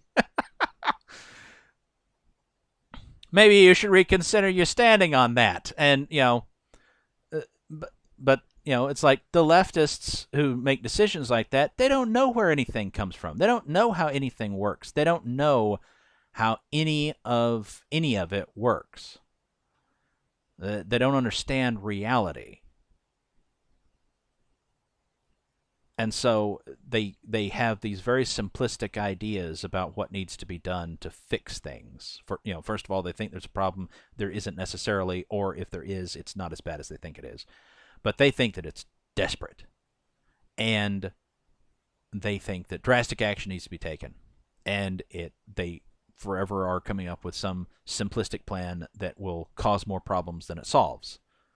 But they want to be in charge so that they can force everyone to do as they think should be done. But this is idiots wanting to force their will upon people who are not idiots, who understand that we can't do that. It doesn't work. But they won't listen. They as I said before, leftists, they absolutely don't want to know the truth. They prefer to live inside their bubble. They don't want to know the fucking truth. Pardon me. Anyway, like I said, we can hope that culture and politics will change. I fear that the thing that's going to wind up changing it, of course, is collapse. It's like Western civilization collapsing is going to be what red pills everybody. And it'll be too little too late to save what we had. But hopefully it will mean that going forward things will be better. And there's no better target for such an agenda than a franchise considered to be a cultural touchpoint of modern Western myth. The shared narrative across this group's thousands of video is simple. First, Kathleen Kennedy ruined Star Wars by allowing women to work in too many creative jobs at Lucasfilm. Again, this is both true and a lie. Kathleen Kennedy certainly appears to be. I mean, we don't know everything that she's saying and doing behind the scenes, but from what we can tell, yes, she is fucking up Star Wars really badly, and she's mismanaging it very badly because of what appears to be internal, corporate politics and whatnot. And as far as the allowing women to work in too many creative jobs at Lucasfilm, this is another attempt to conflate things. It's both true and false. It's not that she has too many women working for her or whatever. That's not the issue. It's prioritizing wanting to have women in creative jobs instead of wanting to have people who are good at the job in the creative jobs. Everybody is like, oh, well, you mean no. If you're reading into that I mean all the creative jobs should be filled by men, that's you doing that, not me. You can have all the creative jobs filled by women as long as they're the right women, as long as they're women who are good at it. But when you simply prioritize, we want females in these jobs, don't give a shit about their merit, their individual capabilities, just fill it with women. Well, then inevitably some, maybe most of those women are going to suck at their jobs. And trust me, Kathleen Kennedy, if she has a priority beyond just filling jobs with females, period, it's in filling them with her cronies, with her allies. And cronyism almost always guarantees that people that are not ideal for the job will be the people doing that job. Because that's just how it works. Then Rian Johnson ruined Star Wars by emasculating Luke Skywalker. Among other things, he definitely did that. He treated Luke's character very poorly. Creating the character Rose Tico, no, it's not creating the character that's the problem. It's what you did with the character. The actions you had her take were bad. And letting Rey win a lightsaber fight before going through an extensive training montage. You make like the training montage, you make light of that, but the point is having her win without having earned it. Like she hasn't trained, it's like she hasn't practiced, etc., etc. She's just automatically the bestest ever. That's the Mary Sue quality there. I mean, leftists and SJWs apparently just believe that the best way to tell stories is to not tell the story, is to just take all the shortcuts that you can and just have a fully formed character that just starts doing things. Not have them go through the hero's journey. They don't want that. I don't understand why they think that that's better, but they're wrong. Anyway, and before all of that, Disney ruined Star Wars by hiring both Kathleen Kennedy and Rian Johnson. Well, they did. I mean, Disney ruined Star Wars George Lucas ruined Star Wars by selling it to Disney. And at this point, I think he has long since realized that and kind of sort of admitted it to everybody that, yeah, I sold my characters that were like my children to the white slavers of Disney. It's like, yep, you did. It was stupid. Hope you enjoy those billions of bucks that you got, George, because you fucked your legacy. But whatever. and I want to take a moment here to mention something else that I personally feel. Um, I think I don't expect it to ever happen. Although who knows? Yeah, I mean, with the collapse of Western civilization imminent, who knows what might be possible in the future. But I think what should happen, probably won't happen, but what should happen is a reworking of intellectual property law, of copyright law and whatnot. Um, I think like something like Star Wars. It's a whole franchise. I realize that, and it was, a lot of people's work went into it. But I think that generally speaking, it needs to be like books used to be back in the day, where uh, it was a protected thing for the entire life of the author. And then I think the family could renew it, but only for a certain period of time. Can't remember what it was, like 20 years, 50 years, something like that. And then there was nothing else that could be done. It would, there was no way to extend it further, and it would pass into the public domain, and anyone would be able to use it. I think that's really what needs to happen with these things. That means that, Star Wars would still be a fully protected thing right now because George Lucas is still alive, and it would still be for, say, 20 years or whatever after his death. But after that, it would pass into the public domain, and it wouldn't matter. Disney wouldn't have any say so in it. It would just become public domain, and anybody could make Star Wars movies or TV shows or whatever. I think that would be better, because right now what you have is a situation where all of the big corporations own franchises. Like Star Wars is Disney owns Star Wars. It's a big sci-fi franchise. CBS, Viacom, whatever, owns Star Trek. It's a big sci-fi franchise.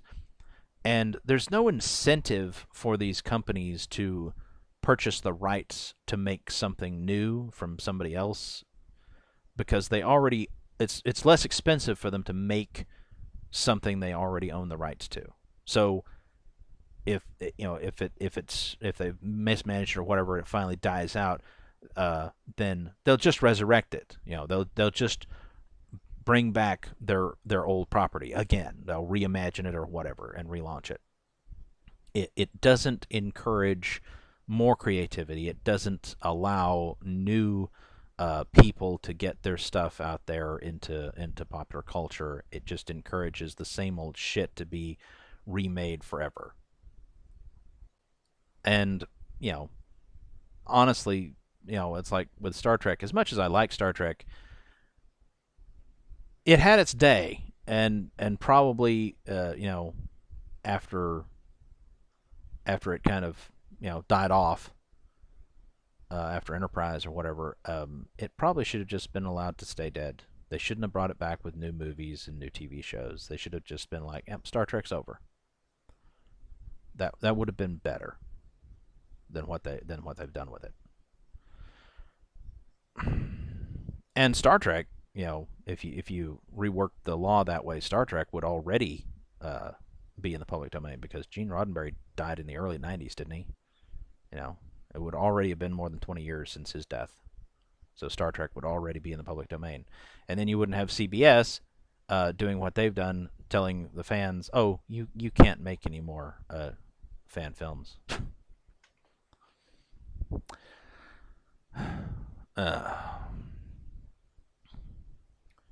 Star Trek Continues was awesome, by the way. All right, let's get on with this. For anybody not radicalized enough to believe this narrative, it's not really a narrative, it's the truth. Your article is a narrative of bullshit.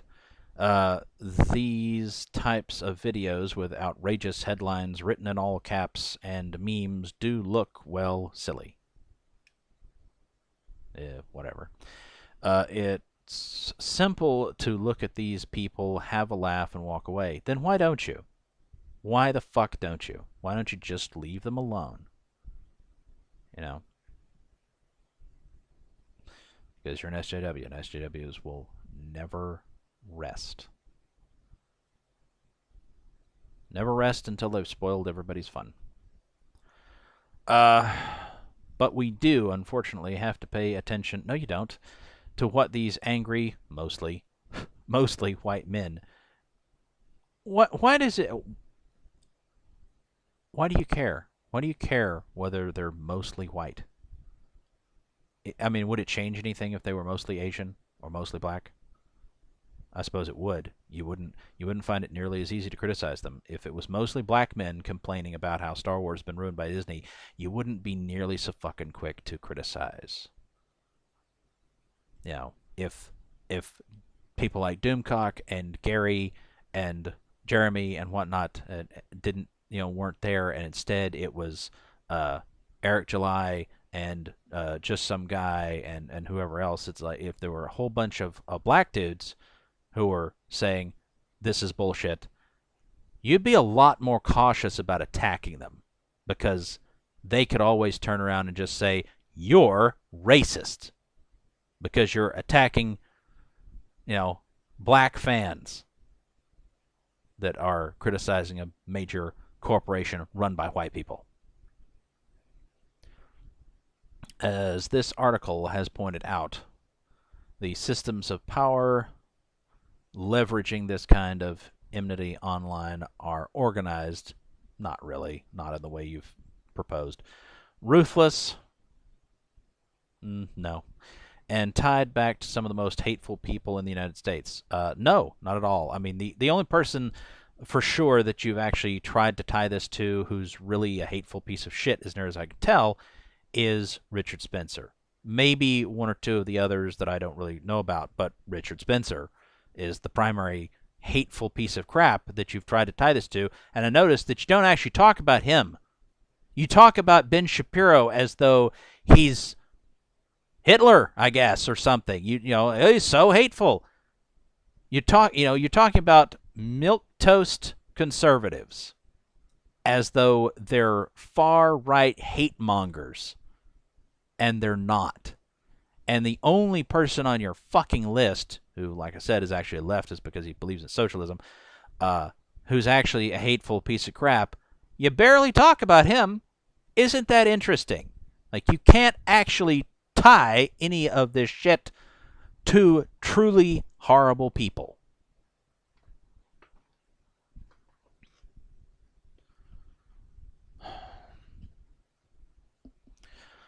Due to this, there are 3 very important things need to be aware of when discussing reactionary right-wing fandom spaces.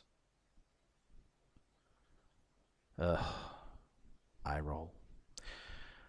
They are, they are indeed nothing but a replication continuation of Gamergate. No, not really. 2, they can be highly profitable. Yeah, some people are profiting from it, definitely. But there's always going to be that. Opportunity. 3, they play a considerable role in alt-right radicalization. No, they absolutely do not, because you're redefining alt-right and redefining radicalization, and you don't know what the fuck you're talking about. The replication and continuation of Gamergate. My God. I'm going to have to...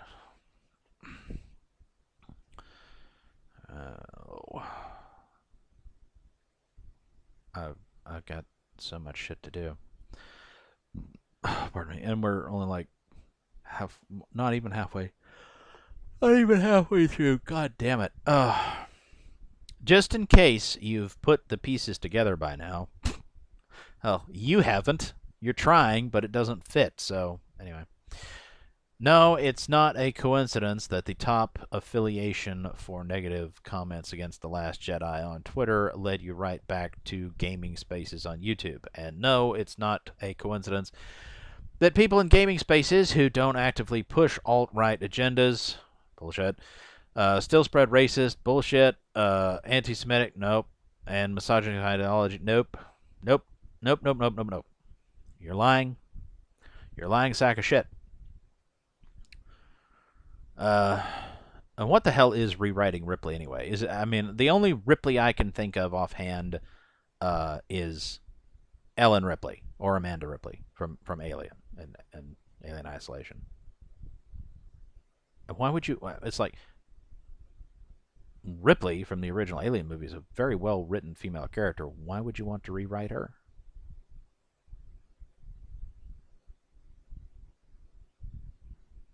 Make her more woke, I guess. I don't know. Or maybe it refers to something else. Who knows?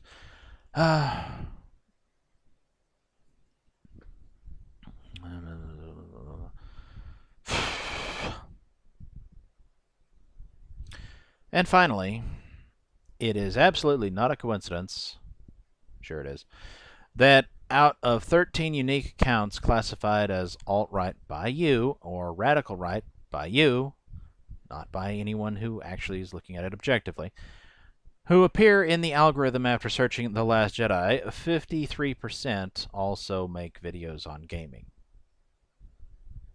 I'm pretty sure it actually is a coincidence. Gamers are a pretty significant segment of the general American population, and by no means is the very online culture surrounding video games representative of all people who consider themselves gamers. Furthermore, online gaming communities are not a monolith. Communities around games like the Kingdom Hearts or Final Fantasy franchises work very differently than communities surrounding the Call of Duty franchise, for example. Okay, so what? But even though most people who consider themselves gamers don't actively spread hate, no shit, the events of Gamergate have given the online gaming space an undeniable toxic culture problem that has only gotten worse. No. No. When the left complains about things being toxic, they're full of shit. Whatever it is, not toxic. Feminism is toxic. At least modern day feminism. Progressivism, to a certain extent, toxic. Woke culture is toxic. BLM is toxic.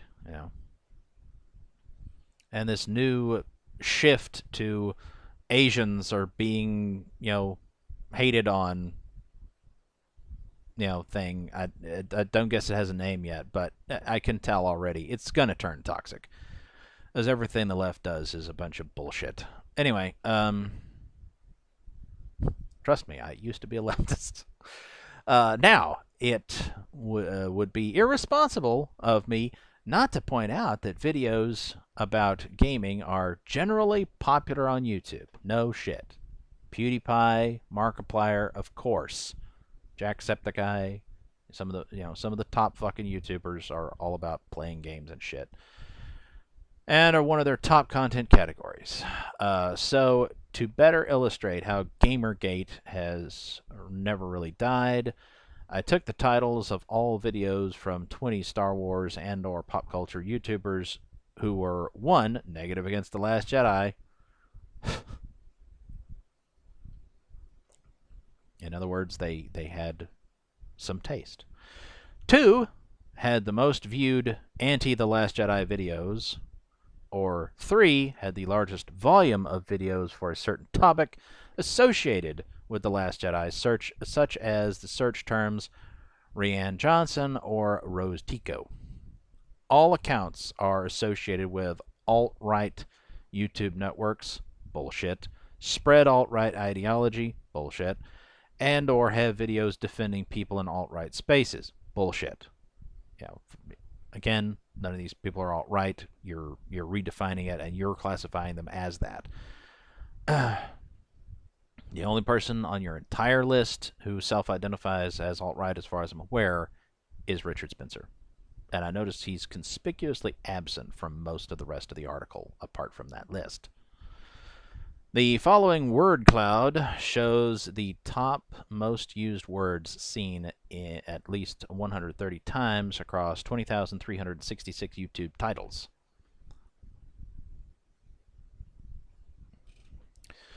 Star Wars, review Disney, comic Marvel. I like I said, I hate these fucking cloud graphics. They're so stupid. Ghostbusters. Now that would be probably the 2016 or wasn't it 2016? I think Ghostbusters. Yeah, that fucking sucked. And the problem is, it could have been well done. You know, I could rewrite that fucking thing, and it would have worked just fine. You know, with all your new characters. I mean, obviously the characters have to be portrayed differently, but you know, but you could have done it respectful to the original movies and original cast, and you know, and not fucked it up. But they just refused to do that.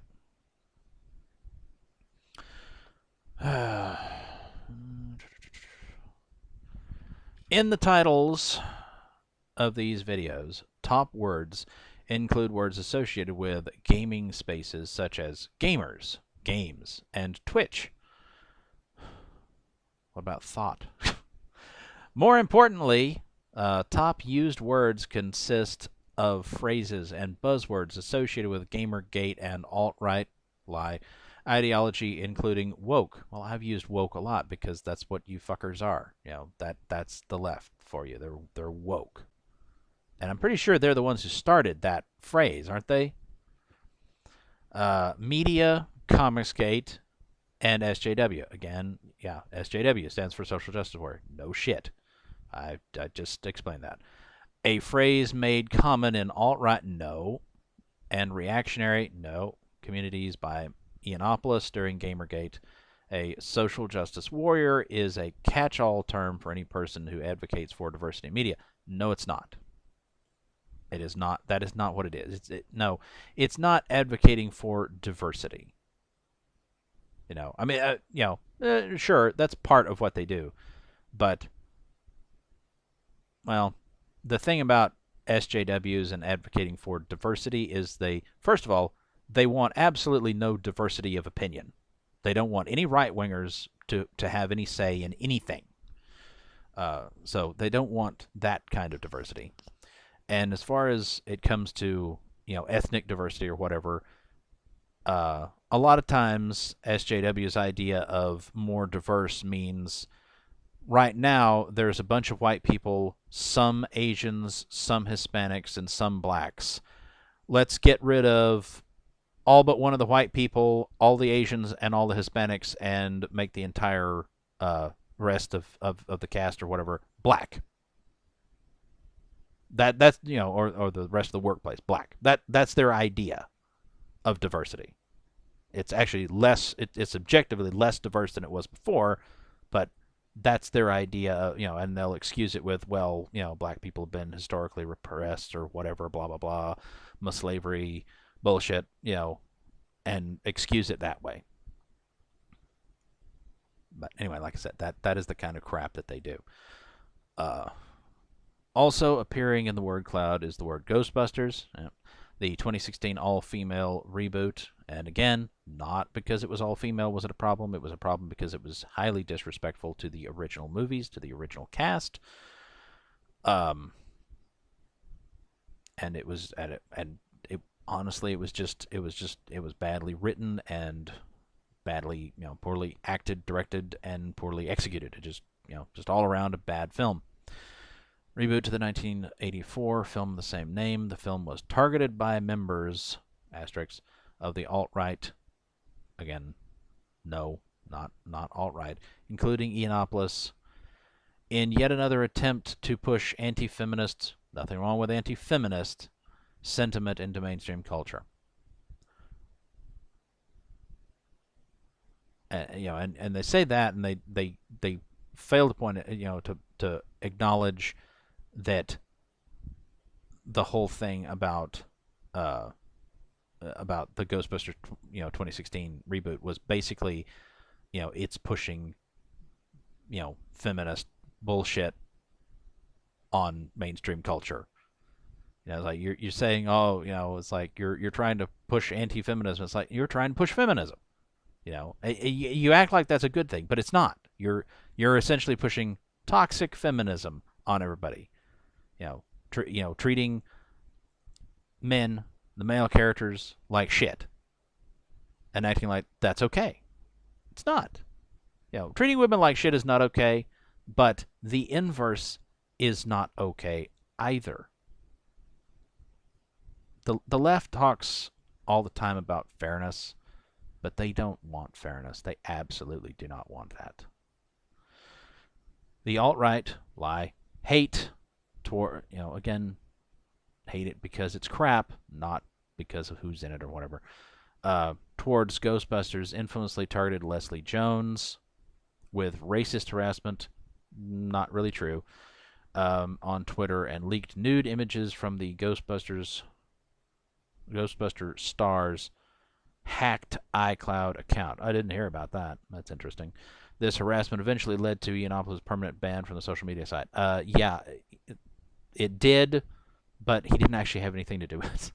It's like, he made like one joke at her expense. And yeah, it was rude, but so what? She's famous. She should be willing to accept being made the butt of jokes. And then, everything else was other people that attacked her and harassed her. It wasn't Milo. And yet Twitter was like, oh, we're banning you because, you instigated it. And it's like, did he really? Not really. Other political keywords include the word Trump, where The Last Jedi YouTubers criticize anti-Trump media. Well, there's certainly no shortage of anti-Trump media. Or actors, and there's no shortage of them who are anti-Trump too. They all have Trump arrangements, and it's fucking ridiculous. Including Marvel actor Don Cheadle. Yeah, he's such a dickhead. Star Wars actress Daisy Ridley. I don't specifically remember her saying anti-Trump things, although I don't doubt that she did. And Leslie Jones, yeah, she's a bitch. Mainstream publishing industry says it will keep out Trump supporters, and that's Clownfish TV. Leslie Jones, angry about Ghostbusters 3, invokes Trump. That's also Clownfish TV. I mentioned them earlier. Clownfish TV, the couple that run that, are leftists. They are left of center. Now, the left may consider them to be far right by now because of the way that the left is drifting further and further and further left. But that, they self-identify as left of center. And as a solid right-winger myself, I would definitely describe them as leftists. Not far leftists, but leftists. They have the quartering. Ghostbusters 3 is Trump's fault. MSM blames toxic men. Ryan Kennel, RK Outpost. He's another member of Geeks and Gamers. He's a little bit more based, I believe, than a lot of the other people that work for Jeremy at Geeks and Gamers. Marvel writer Dan Slott tells Trump voters to fuck off, blocks thousands of fans. Yeah, Dan Slott's a piece of shit. I'm pretty sure EVS talked about him a lot. Democrats demand Trump be banned from Twitter, and massive censorship continues. Well, yeah, they're really into censorship. Quartering. President Trump pardons a gamer, media losing its mind. Quartering. I don't doubt it.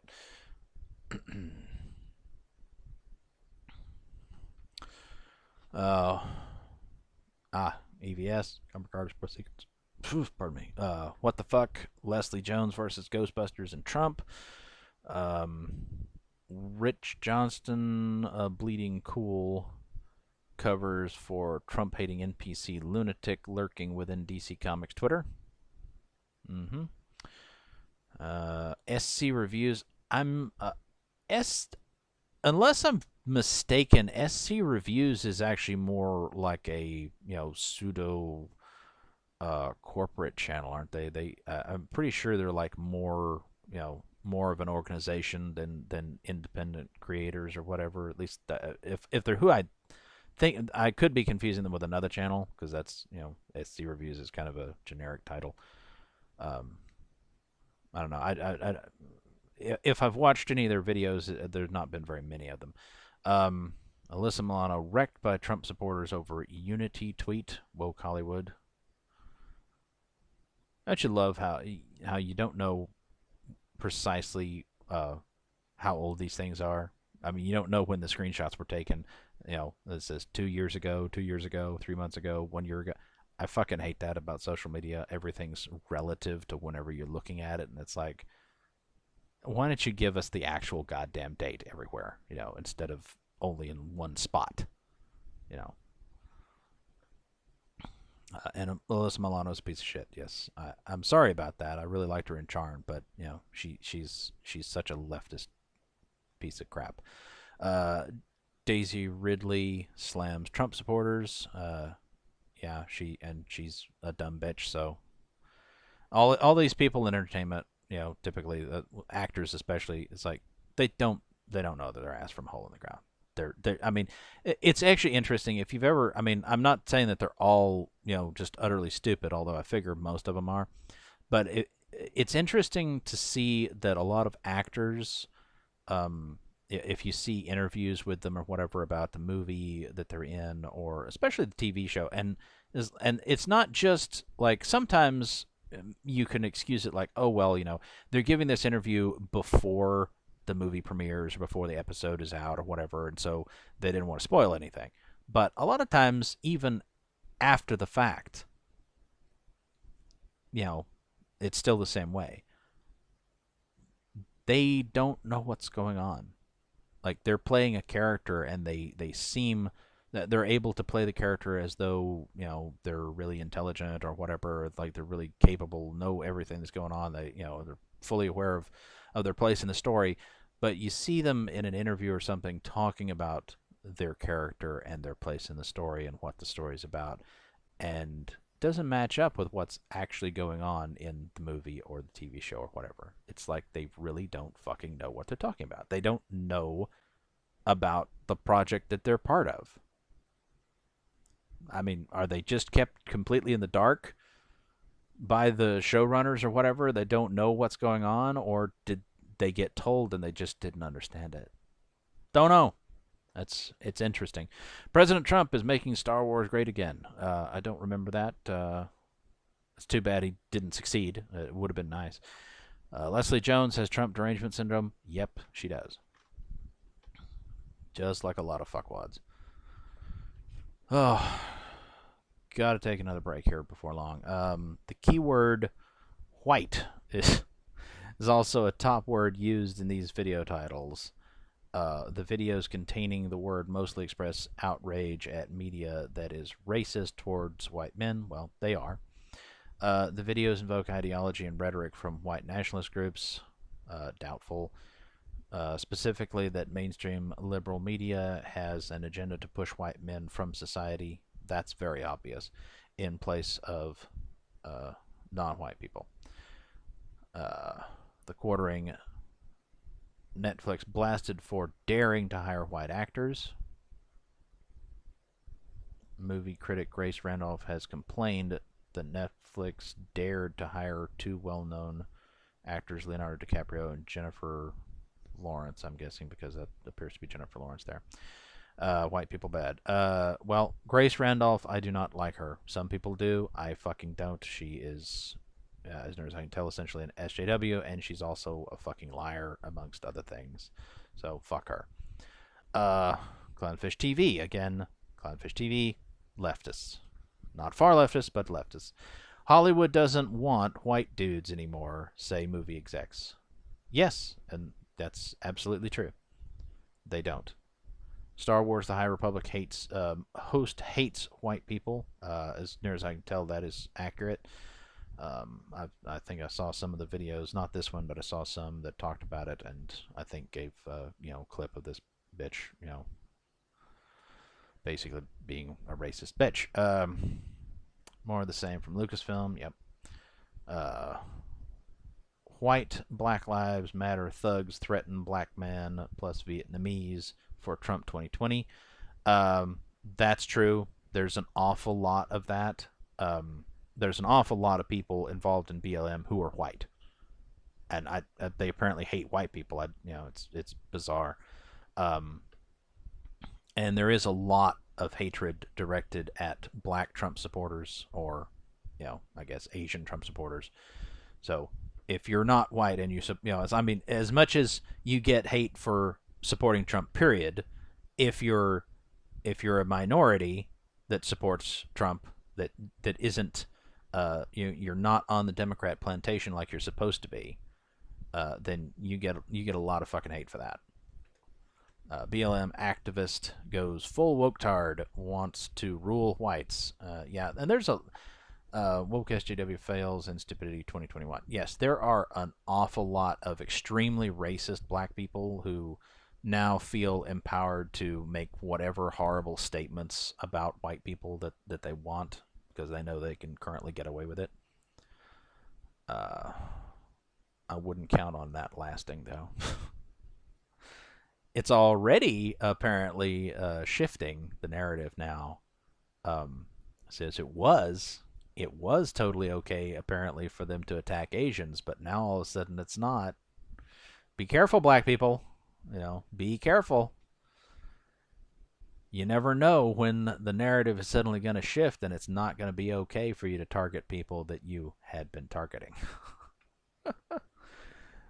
Little Mermaid's ridiculous casting backlash explained. Disney got woke and broke Little Mermaid. I haven't seen this video, but yes, this is something that for some reason Hollywood definitely does. They have done it over and over and over again. Don't understand why. They keep on taking characters, pre-existing characters like Ariel, the Little Mermaid, who are redheads or gingers, and replacing the white redheaded character with blacks. That that woman right there, black woman, she's the new Ariel. It's like, what the fuck is this?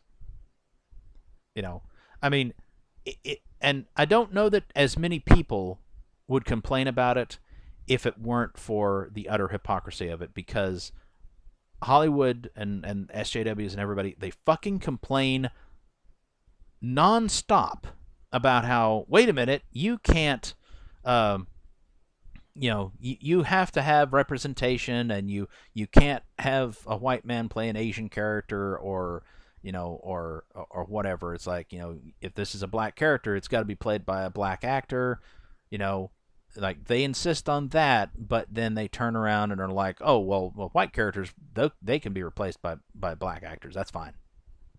It's like, no, it's not. Either both are fine or neither's fine. Make up your goddamn mind.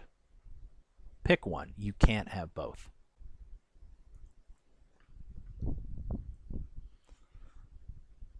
White Christian man bad. The Punisher has a new villain. Yeah, and in addition to hating white people, woke culture also hates Christians. They hate Christianity, of course. Again, that the underlying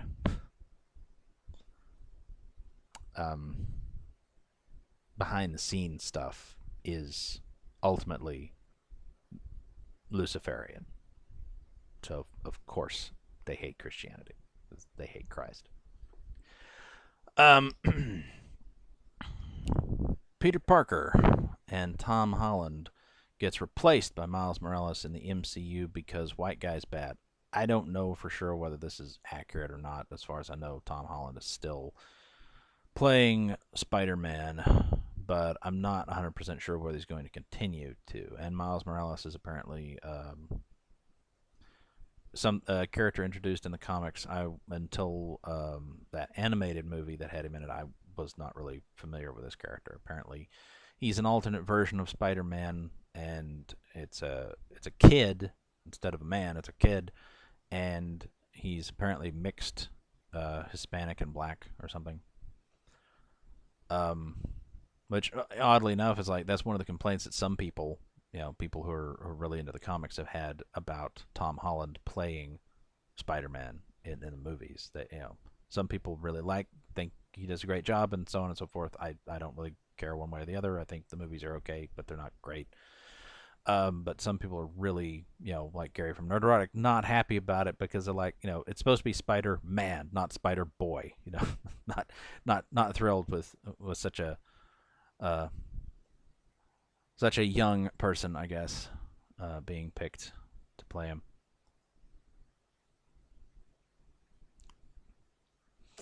Jordan Peele's America, no white men allowed. Yeah, Jordan Peele is absolutely a racist piece of shit. So let's not kid ourselves about that. He is absolutely a racist motherfucker. SJWs want white male superheroes to end. I'm sure they do. God, this section is apparently a long one.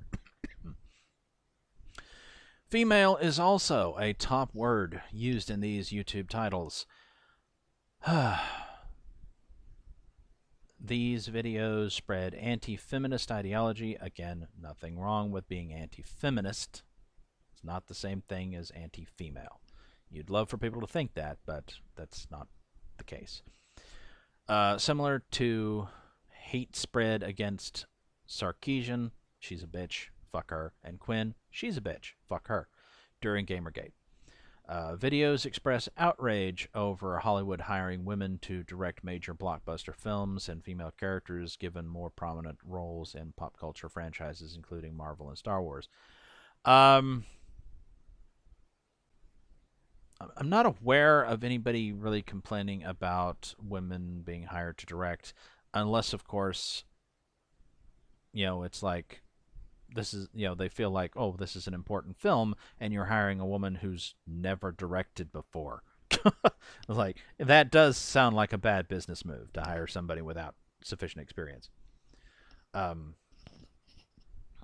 And as far as female characters, I'm a lot of that, like the complaint, well,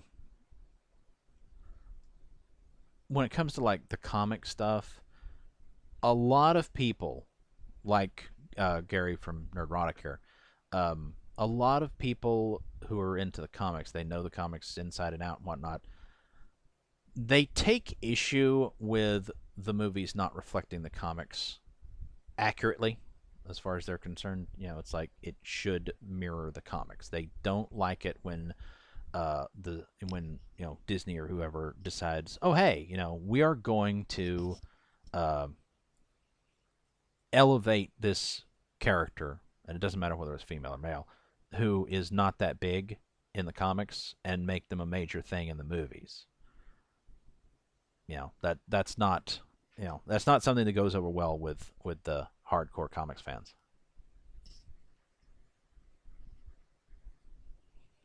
Gary from Nerdrotic, for instance, he's very not pleased with the way that Spider-Man has been handled. That Spider-Man's like, just a kid who's looking up to, oh, Mr. Stark, Mr. Stark. He doesn't like that. He doesn't like that at all, because in the comics, Iron Man is not nearly as central a figure, and Spider-Man is by far the most important, most recognizable Marvel property, and he's also highly independent. So he would never act the way that he acts in the Marvel movies.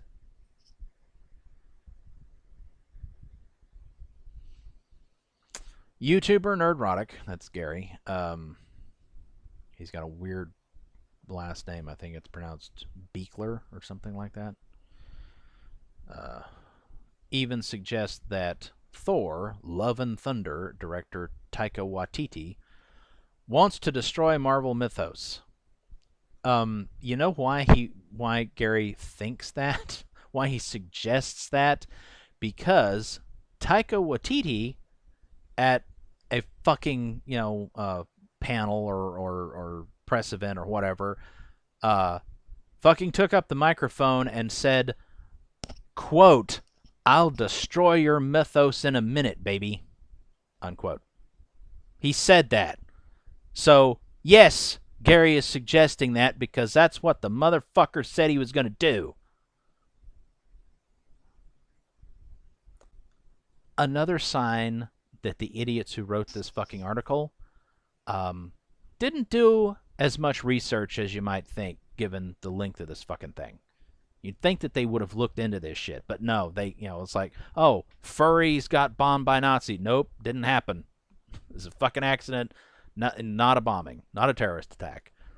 This nerdrotic weirdo is suggesting that Taika Waititi wants to destroy the Marvel mythos. Where'd he get that idea? From Taika Waititi. That's where he got the fucking idea, you dumbass. By including a female Thor. Well, the female Thor, I believe, does come from the comics, but it's one of those things where, for some reason, nobody wants to just develop new characters. Like, they're complaining that, we don't have enough female characters. Well, what's the solution? Create new female characters? Nope. To make female versions of existing male characters.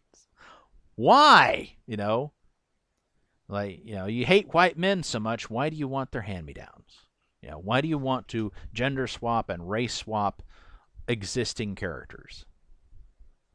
It's just stupid.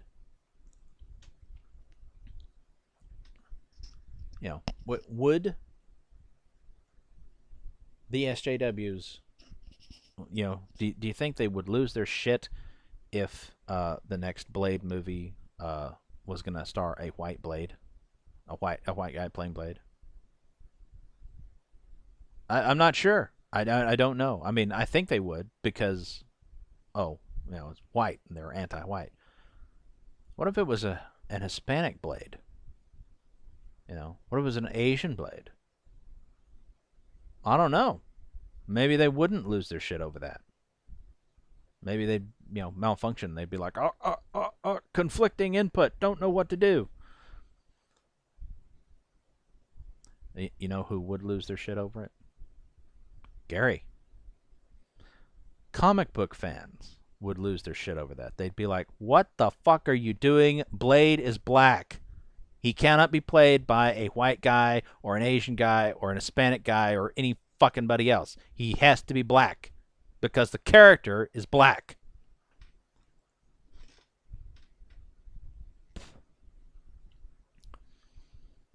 The all too common narrative across alt-right spaces that suggests that women and minorities are destroying culture. No.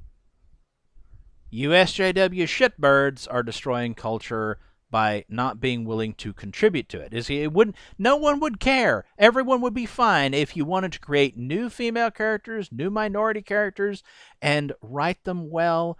We would welcome those characters. We would love those characters just like we love the existing characters. But you don't want to do that. You want to replace what already exists. You want to turn Thor into a woman. You want to, turn Ariel into a black chick. And then on top of that, you want to do a poor job writing the stories that they are in. And you just deliver us a pile of shit. And you act like we should be thrilled that you have given us this pile of feces in our hand. We should be grateful to you. We're not. Give us something good. If you want to make us a nice banana split, then we will happily eat it and we'll be like, that was good, thank you. But instead, you want to give us a pile of dog shit and be like, here, eat it. Well, we're not going to eat it. We're not going to eat it. We're not going to thank you for it. We're going to go wash our hands of this and not ever buy anything that you're trying to sell ever again. Because your product sucks. You don't know how to make a good one, apparently. Not willing to try, even, it seems. You're too busy trying to appropriate other things, pre-existing things, and destroy them, change them into what they're not supposed to be. You're not contributing to culture. You're just destroying it. And like I said, it's not women. It's not minorities. I mean, yes, there are female SJWs and minority SJWs, and those individuals are destroying culture. But again, you're trying to conflate us being mad at individual women and individual minorities like Ta-Nehisi Coates or whoever who are destroying culture. Who, these people are horrible pieces of shit. Often they are themselves racist and sexist. And you're conflating us being mad at individuals who are doing things that are terrible with us hating all women, all minorities. It's a lie. It's a lie, and it's a lie that's wearing very thin. People are starting to recognize your fucking lies. So, time's just about up for you and your left-wing grift. Anti-feminist ire is also directed towards the star of Captain Marvel, Brie Larson, who became a target of the alt-right. No, not alt-right, dipshit. When she spoke out against the lack of diversity in the film industry. Well, it's funny having a white chick talk about how there's not enough black people around. Lol, Captain Marvel 2 is looking for a female director. Didn't watch that one. I don't know what that's about. Captain Marvel 2 wants female director. Captain Marvel 2 announces hilarious choice for director Nia DaCosta. I mean, I wish this woman the best of luck, but I don't think I would be hiring relatively unproven directors to handle $1 billion. Okay. So that's the issue. It's like they're wanting to conflate that, oh, look, they hate women. They hate women. They're complaining that there's a female director. But the real issue is it's a director who doesn't have, enough credits to her name or whatever, doesn't know what she's fucking doing, and they're going to hand over $1 billion franchise to her. That's the actual complaint. But they want you to believe that, oh, it's just sexism. Just sexism, and racism and whatever the fuck else. Marvel is doomed. Female Thor and Black Widow need men after all, and those X-Men rumors. Not sure what that is entirely about. I will say that Natalie Portman looked very uncomfortable holding Thor's hammer. She, at that press event, she really looked like she did not want to be there. The Black Widow movie, I hope that's good, but I mean, they waited way too long. They waited until after they killed off the character in Endgame. It's like, you should have had a Black Widow movie before that, like years ago. Should have had one. And I don't know for sure what rumors this video was specifically addressing, but what I've heard about X-Men is that, yes, now that they have acquired Fox, Disney is going to integrate the X-Men, but they're apparently not even going to call them the X-Men, because some stupid bitch who doesn't understand anything about comics was talking about how she thinks that, oh, it's sexist that they're called the X-Men. Jesus. Female Thor director attacks fans and wants to destroy Marvel mythos.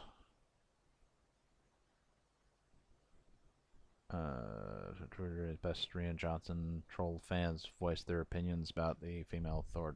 Okay. The Force isn't female. Everyone can relate to Luke Skywalker. Yeah, should be able to. Disney only wants female-led TV shows. Passes on Stallone. Yeah, that's bad business decisions. Female Gandalf in Lord of the Rings show, female Thor, and female 007 are not enough. I hadn't actually heard about that, but yeah, that sounds awful too. And yes, Amazon is clearly going to absolutely destroy Lord of the Rings. Their Tolkien series is going to be woke as fuck. It's going to be awful. Demands for Gandalf to be played by a woman, of course. God. There are too many female characters in pop culture and not enough men. That sounds kind of trolly by EPS. I don't have a problem with there being lots of female characters. Again, my requirement is that they not be Mary Sue's and they be well written. Star Wars not out of the woods yet. Midnight's Edge, they're pretty decent at reporting. They a lot of people will say, "Oh, you're making it up," but Midnight's Edge, I think, has a fairly decent track record compared with a lot of fans who report on what's supposedly going on. They seem to be remarkably accurate. I don't know for sure how they get their inside info, but anyway, the Force remains female as Kathleen Kennedy circles the wagons. Yeah, Kathleen Kennedy has mismanaged Star Wars needs to be removed, but Disney will not do it, even though she's undoubtedly costing them money at this point. But they won't get rid of her. Probably because of sexism. It's a trap. Strong women of Star Wars. It's a lie, and here's the proof. Robot Head, he's kind of funny, but I think he's one of those. He's sort of I think he's kind of a leftover from the YouTube skeptic community, which kind of fell apart in the past few years, whatever. Delusional is not bad writing, huge plot holes, inconsistent. Yeah, well, yeah, that is exactly what it is. Of course, bad writing, huge plot holes, inconsistency. Rey and the sad devolution of the female character. I think I've seen a video or two from Thor Skywalker a long time ago. Just never, anyway, never subscribed or anything.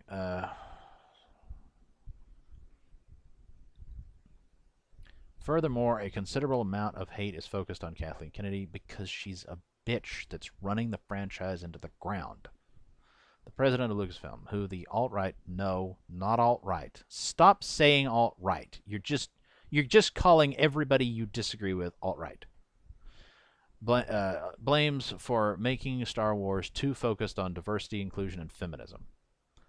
Well, feminism is not helpful. Inclusion for the sake of inclusion is not necessary. Diversity for the sake of diversity is pointless.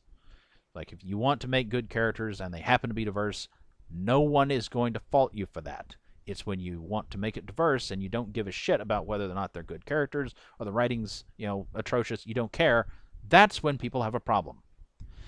Kathleen Kennedy's forces female agenda gets exposed. Yeah.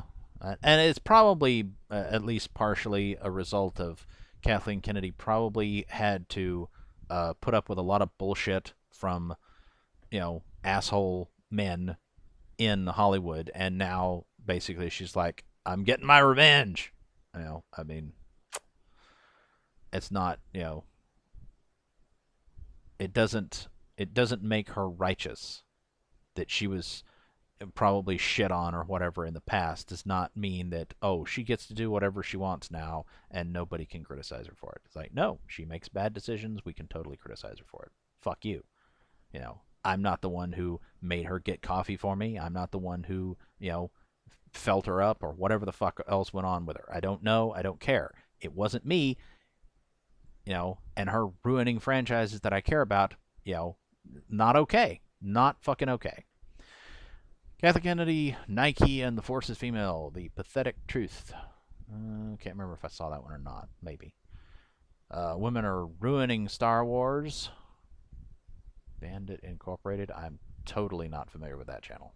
Never heard of that one. Kathleen Kennedy, a sad excuse for a woman and she needs to be fired. I would agree. Kathleen Kennedy confirms Star Wars is done because only women matter for new movies. Essentially, I guess. There's Doomcock, Overlord, DVD.